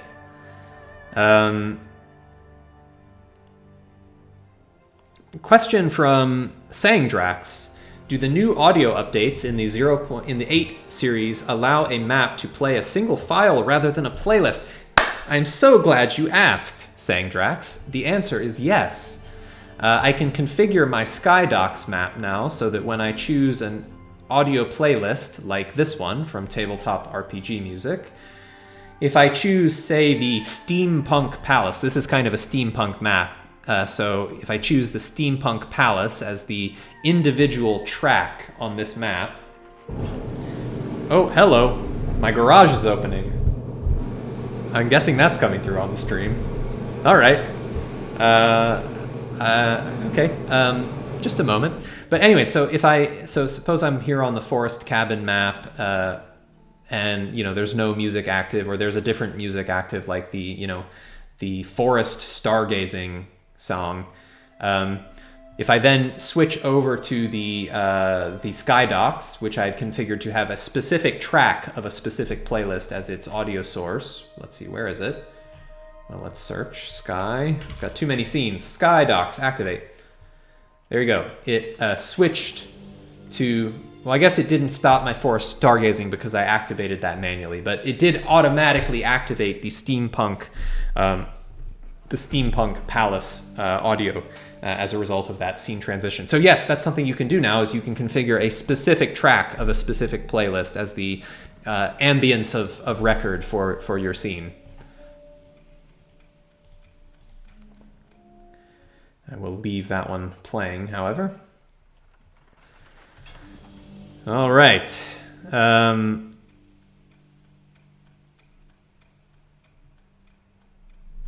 Let's scroll for a minute.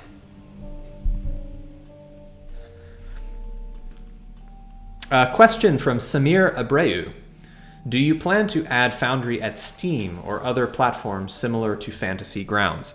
Samir, I don't, to be honest with you. I love Steam. Anyone who chats with me in the break room of the Discord server knows that I love Steam, and I'll spend what little free time I have on Steam. But I don't think selling Foundry on Steam is the right call for the software. So From a business decision perspective, no, I'm afraid that I will not be selling Foundry on Steam, at least not in the foreseeable future.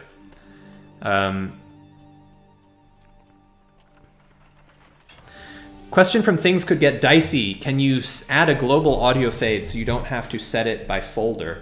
Not currently. Currently, that fade is configured at an individual playlist level, because you might have some playlists where you want to have more crossfading between them, some where you don't want to have any, and some where you want less of it. So I think configuring that at the playlist level is a pretty good thing. And I mean, I realize it might save like a few clicks to be able to set some global configuration somewhere, but you probably don't have that many playlists, and it's kind of a one-time configuration for each playlist that you do have. So I'm pretty comfortable with where that is configured at the moment. But it's the kind of thing, of course, that modules that want to do like even better improved audio playlists can add some extra features that would support. Question from US Mikey, L48 or 148, is a module application for tablets and mobile phones for players a possibility moving forward? There actually already is one. There is a mobile support module that is designed to make Foundry even more usable on like a small resolution mobile device. So that's definitely a type of module that is not only possible, but it already exists and will, I'm sure, continue to improve. Question from Havoc Live Killer. There are some maps that are titled, thus require you to have either not titled, tilted. Tilted. They require you to have either a tilted grid or rotate the map itself. Any possibility to have a feature either to have a rotatable. So I'm guessing, Havoc, what you mean here is that they are still a top-down map, but the map image itself is like rotated, so the grid is at like 45-degree lines. It's possible we could do something to help with that. Although honestly, I'm just going to facepalm at at those sorts of maps a little bit, because I don't think they've ever been easy to use by anyone on any platform. And so I think I'm going to be a little judgmental right now, but I think artists that are making maps where the grid is at a 45-degree angle should probably reconsider their approach, or possibly use hexes. Which are made for that.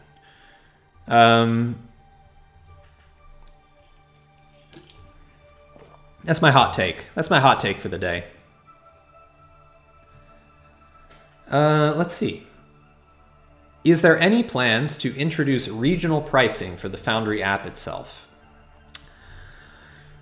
Blunderbuss, I got to be honest with you. I think the reason the answer to that is sort of no at the moment is no, is because I just don't think I can do a good enough job of it so that it is not a system that would be abused in order to seek discounts on the software that are not necessarily linked to your location. I mean, what we'd ideally like to do is have some way to realistically support like a pay what you want type model, where people who are in geographies of the world that are less economically privileged can benefit from using the software at a price that's more fair for them.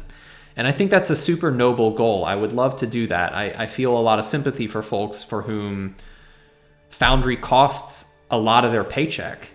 Like, that's not what I'm trying to do, I feel like for a US-based customer, I feel like $50 is a price that, it amply rewards the really hard work that's gone into making this software without pricing out people that I want to use it. And I think for the US market, I think $50 is a price that I feel proud of, although it's currently on sale.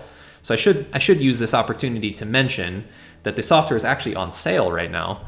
So if you missed that announcement, it's part of our anniversary celebration that it's on sale, 20% off at the moment. But yeah, I feel good about the price. I feel like, in many ways, Foundry is so much more valuable now than it was when it first released. In many ways, I think it's worth a lot more than $50 now.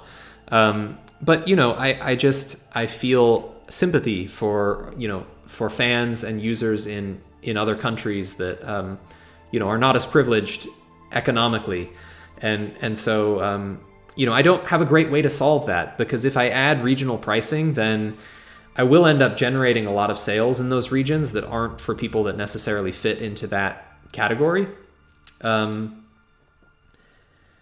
And that would start to potentially, in theory, it would start to impose some damage on the business that I'm trying to run. And I need the business to do well enough so that I can keep doing it, so that I can employ so that I can pay the employees that I've hired, so that I can afford to do all of the things that I'm doing. So it's a difficult question, and it's not one that I answer lightly, but at least for the time being, the answer is that there isn't a good way to do regional pricing that I feel confident with. So there isn't a plan to do it at the moment. Florian asks, is it possible to create some sort of pay it forward system? I don't know. I love that idea. I think oftentimes communities, especially awesome communities like ours, can come up with solutions to this. And I'd love to see that happen maybe.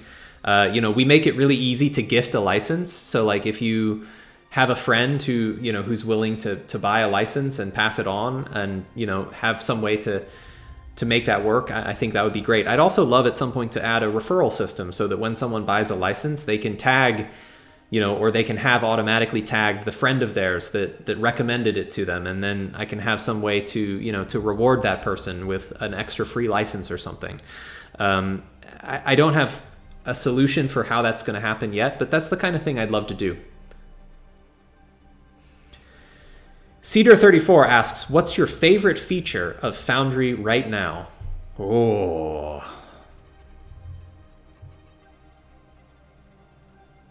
Great question. Oh, man.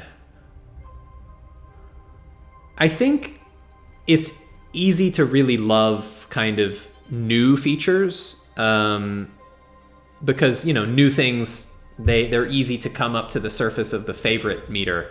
For me, it's the new audio system, because I love music in my games. I always want to have music playing. I have a huge collection of music that I try and curate and set up, and like I'll create playlists for different themes and different environments and stuff. And most of that music I can't use when I'm streaming on Twitch for obvious reasons, because I don't want to get a DMCA. But I have a huge library of music that I use in my own games, and I think the new music system has made it so much more enjoyable and pleasurable to use that audio within the game sessions to help set the mood and the tone for what players are experiencing. So at the moment, that's my new favorite feature.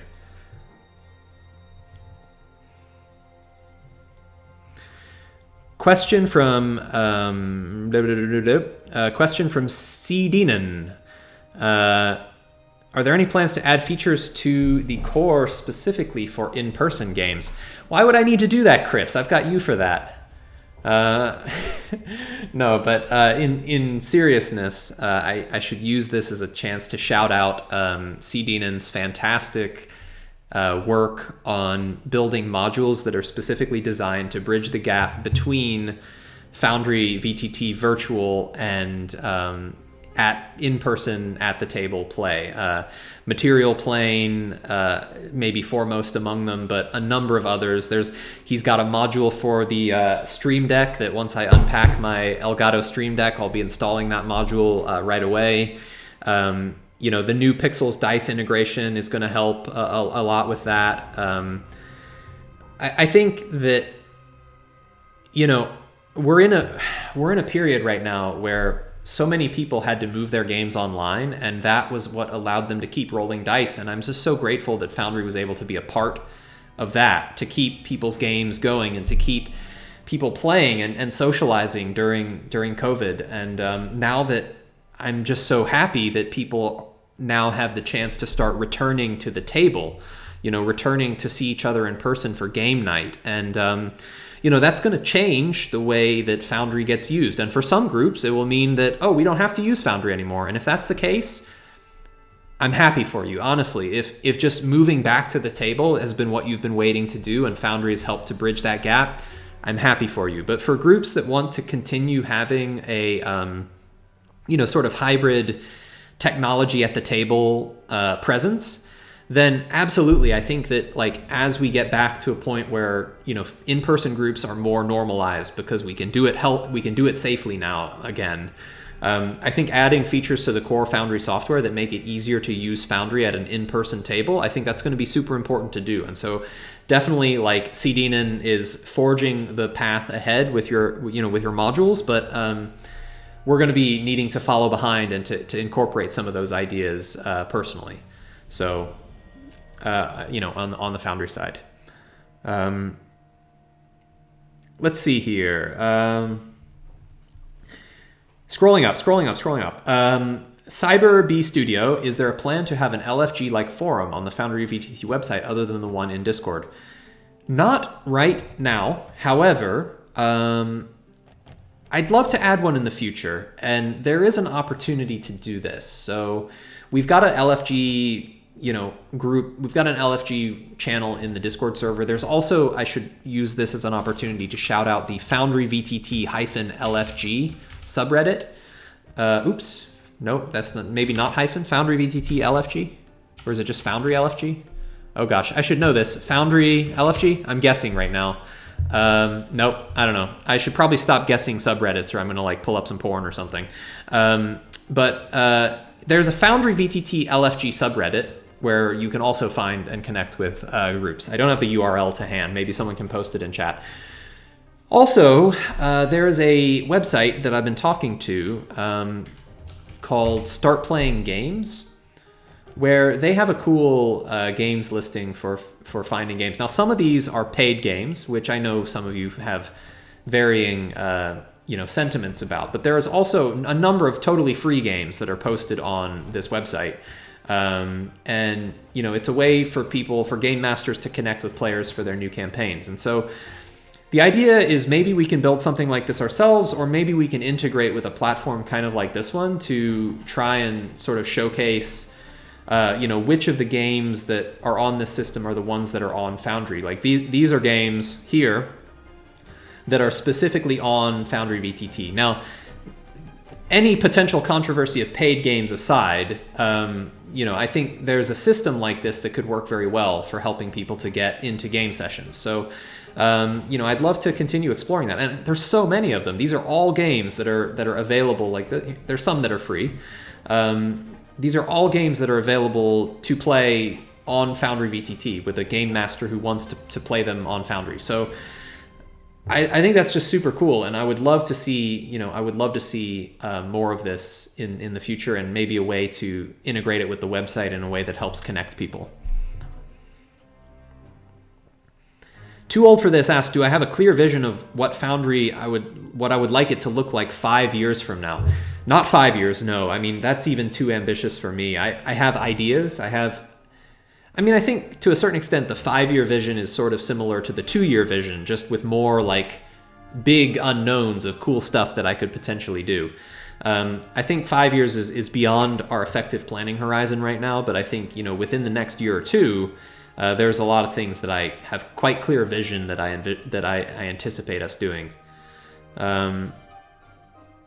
All right, I'm going to scroll up to a little bit more close to current. Sorry if I'm skipping over your questions, but I'm going to do about 15 more minutes of questions.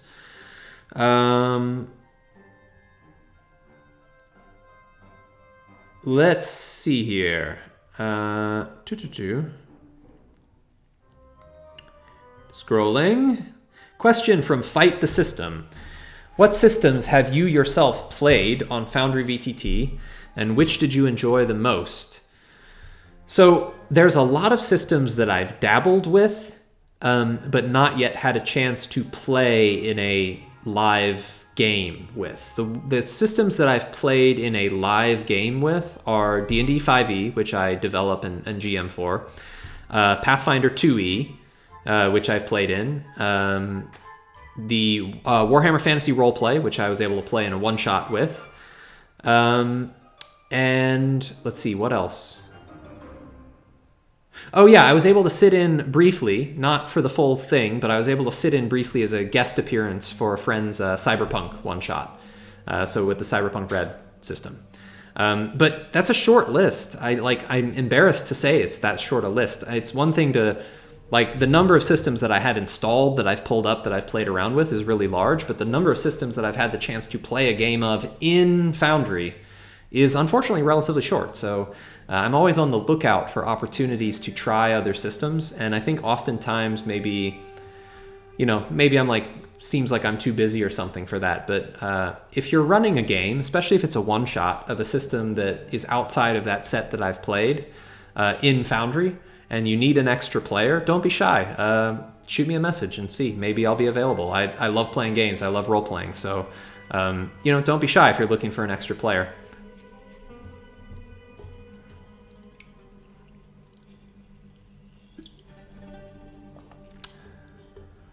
All right, let's see here. We got a question from Pickers. One feature gets added overnight. I don't have to code it. What do I choose? Something I love or something I don't want to code? Absolutely something I don't want to code, because things that I love to code. It's so fun. It's like the problem solving of building a feature that I'm really enamored with and I'm really excited about. That's energy to me. Like, I want to code it myself. I want to build it. And so, I think it's some of the features that are a little bit more thankless, that like, oh, I know we need to do this. I know it's going to suck. I know it has to happen. If I could have one of those features for free, it would definitely be one that is a little bit more thankless to produce, a little bit more of a grind. Absolutely. Question from Origin Progenitor. Is there going to be a tutorial or easy way to learn about features that exist within Foundry Virtual Tabletop? Yeah, I think you're thinking more of like an in-app tutorial. This is something that's on my mind, and it's one that would be really useful, but kind of hard to do well. But I would love to have a built-in demo tutorial that like would have some of those nice like sequence of like speech bubble prompts, like,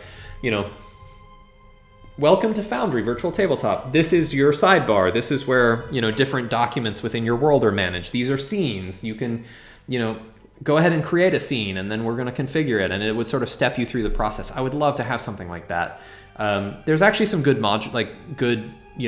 libraries that can assist with making that kind of experience, but I also want it to not feel like too just like slapped on. I want it to feel like it's an authentic part of the Foundry system. And it's further complicated by the fact that Foundry doesn't ship with a game system or a world or anything built into it. You kind of install everything yourself from a blank slate. And so, figuring out like how to get a demo like that to people in a way that, wouldn't presume too much about like what kind of game system you want to be using, it could be tricky.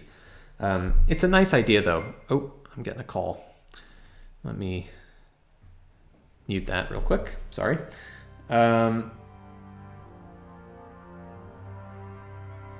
Just making sure it's not something urgent. Okay. So, going back to questions. Is there a way to add a player version or enable creation of their own actor and export to the DM? Yeah, so Samir, what you can do is in the permissions configuration, you can give player users the permission to create new actors. And if you give them that permission, they'll be able to create their own actor, which they can export or do whatever.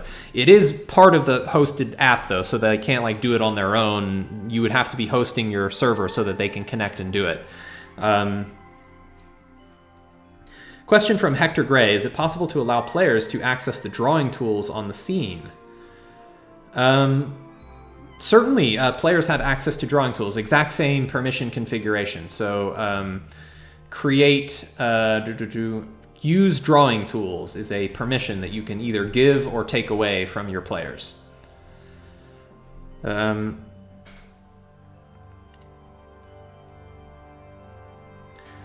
Question from Sally Vader.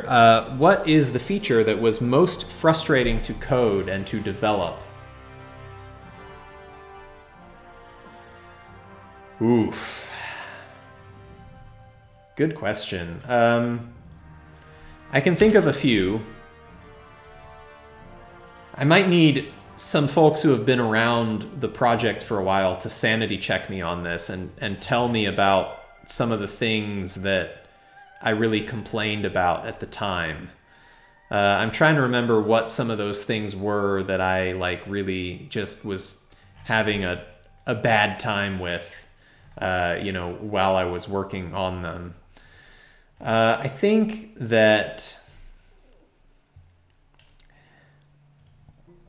active effects has been tough because figuring out the right way to do it has been complicated because it's trying to build a system that is sort of at its core designed to help systems implement system-specific mechanics, but do it in a system-agnostic way because the core Foundry software is system-agnostic.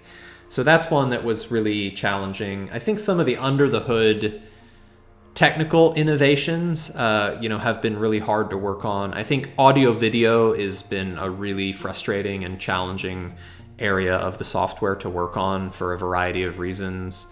But, even the system, even the components of the software that are like on the more frustrating side are still ones that are really enjoyable and pleasant to work on.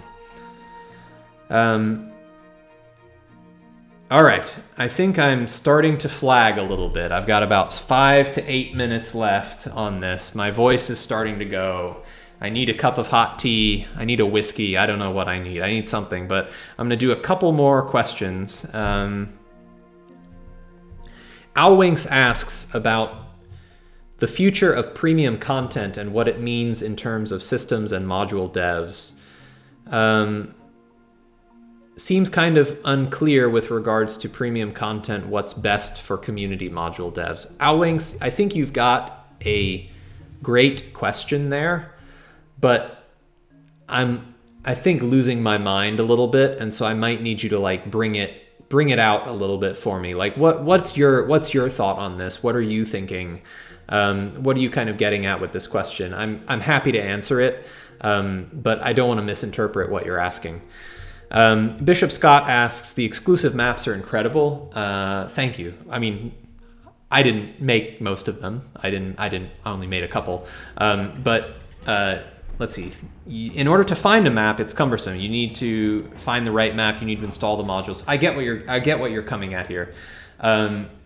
Your thought process is, I am about to go explore a jungle. I need a map for a jungle. Who has a map for a jungle? I don't know. There's like 50 different creators here. How do I find one that has a map for me? That is a great question, Bishop Scott, and I think that I don't have a great solution for it. I think there would be potentially a future state where compendium documents can have things like metadata tags associated with them using a standardized tagging scheme, where you might be able to, say, search all of your compendiums for something like that's tagged, jungle, and that's also tagged map. And then you would have a set of maps that are tagged both jungle and map. And I'd love to support that in the future. I think having better tagging for documents so that you can find them using more than just their name. Because like right now, when you search in compendium packs, if you want to find, I can't just type, I'm trying to think of an example that's not just in the name. I can't just type ooze. There is a gray ooze. There's one gray ooze because ooze is in the name. But there's lots of types of oozes in 5e. There's many things. There's different puddings and jellies and what have you. And so having better way to be able to search by tags, I think, would be kind of the solution there that I'd love to add at some point. A question from US Mikey, are there plans for any Foundry premium content giveaways? I would love to do that. It's a little bit trickier because it just requires more coordination. Like I need to get sign off from the content creator to do a giveaway of their stuff. Because if I give away their stuff for free, like that's potentially costing them a sale of their content. And so I can't just unilaterally give away keys to, to the Pathfinder bounties. I would need Paizo to say, hey, Andrew, you want to give away some of our bounties. So that's a trickier one that I can't just do on my own, but I would love to sponsor some giveaways of premium content in the future. Oh, hello. Let's see. All right, one or two more questions. Question from Codetron. Any plans to have manual control over Fog of War that would reveal world map areas without tokens on the scene? Yeah, so like a simple or like a manually controlled Fog of War is one of the things that's on our feature voting list for the upcoming 09 poll, and it's something that could potentially be chosen as the next thing to add to the software. Question from Samir Abreu, thinking about simplified version that could only create actors, happening offline for things like Pathfinder Society.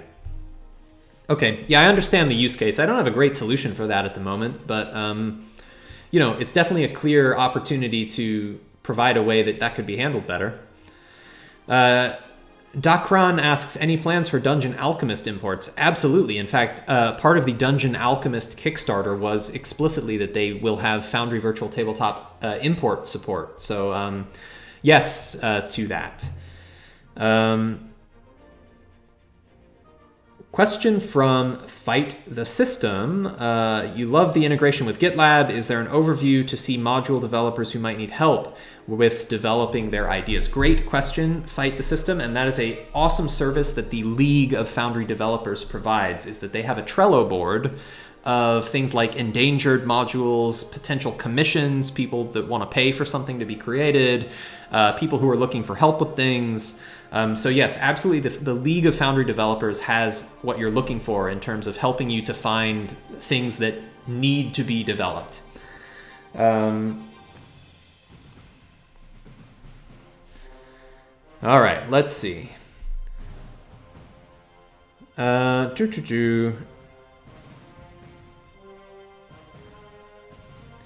Hey, Relthor, thanks for saying that. It's great to see a DSA5 DM pop into the stream, and I'm glad to hear that you're loving it. The folks at Ulysses are doing great work with their content, and it's really exciting.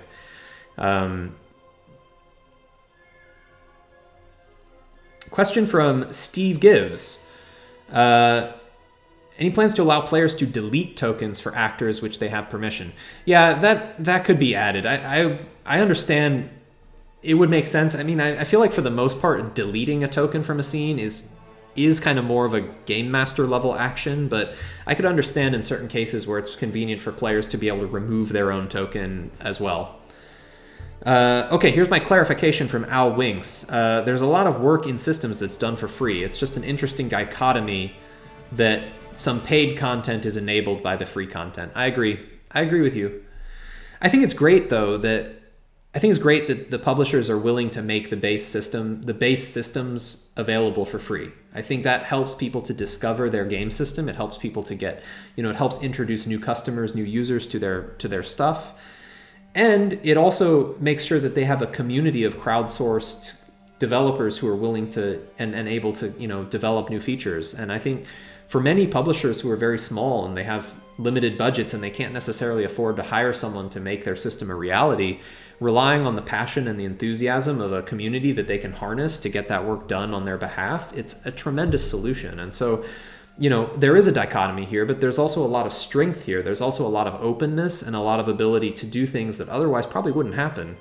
As far as like how to make sure that those systems get maintained, how to make sure that everyone stays happy, how to make sure these are big problems that we're going to have to solve. And I think there will be probably some broken eggs along the way of people who, maybe fall out of love with working on Foundry. They don't want to do it anymore. They, have other things that come up. There's a divergence of opinion between what the publisher wants to do and what the developer wants to do. These are tough problems, and they're going to require careful thought, and there's probably not a one-size-fits-all solution that addresses all of them. So I think the key thing is to recognize that the publishers, the developers, the users, they're all people, and they all want generally the same thing. And I think figuring out kind of how we can help move things forward on our end by facilitating, by getting the right level of help or attention to certain things. I think that's some of the best things that we can do. And then beyond that, we'll have to see what happens and see where we need to step in, if we need to step in. I mean, one of the things about the D&D 5e system is it is kind of officially maintained. because I work on it as the developer, and it might be that in the future we need to think about bringing some additional systems under that officially maintained umbrella. But for the time being, I'm not keen to take that away from anyone who's currently working on it, and we've got our hands full with continuing to improve the core software. So anyways, it's a tough question, and I don't have a satisfactory answer for you, except to let you know that I acknowledge it's a tough question, and it's the kind of thing that we think about.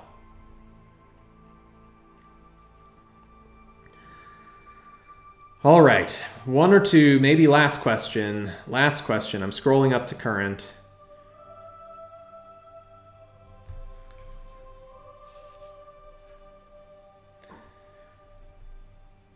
Question from Spironito. How do you decide what modules get integrated into core? Is there a risk of bloat and performance loss as you add more features that are not used by some systems or required by some players? Well, I think, Spironito, you've asked a really good question, and you've kind of, to a certain extent, answered the question within your question, in that, we really try and think about what features are required broadly by many game systems, by maybe even most game systems. What features are required by most players, not just some players? I think when you start to think about a feature that is only required by some players or only required by a minority of game systems, you start getting into obvious territory where it makes sense for a module to exist and to handle that functionality. When you start getting into territory that, like, it would be good for all game systems to have this feature. So I'll just pick one at random. I commented earlier today on the fact that, like, right now, if I reach a staircase, I can't go up the staircase on my own. I can walk to the door, I can open the door, I can see, oh, there's a staircase. I want to go up the staircase. Can I, what do I do? GM, please help me. Like, I should be able to go to the next floor of this dungeon on my own. I walk to the stairs. I should be able to, like, click a button or something and go to the next scene. And I can't do that right now. And, there's modules that allow for that to happen. Things like multi-level tokens or other modules that support scene transitions. Being able to move from one area of a map to another area of a map, or an area of a different map, I think that's something that does belong in the core software eventually. And that's something that would benefit almost all game systems and almost all players. And so that's the kind of thing that I identify as a target of, like, I'd like to bring that in. Whereas some things that are a little bit more niche, I think those are great to remain as modules where they can be sort of a la carte added into the experience that you have with Foundry, not necessarily bundled in as part of it. Question from Philip Best. Can we have a permission setting for folder creation or deletion? That's a nice idea.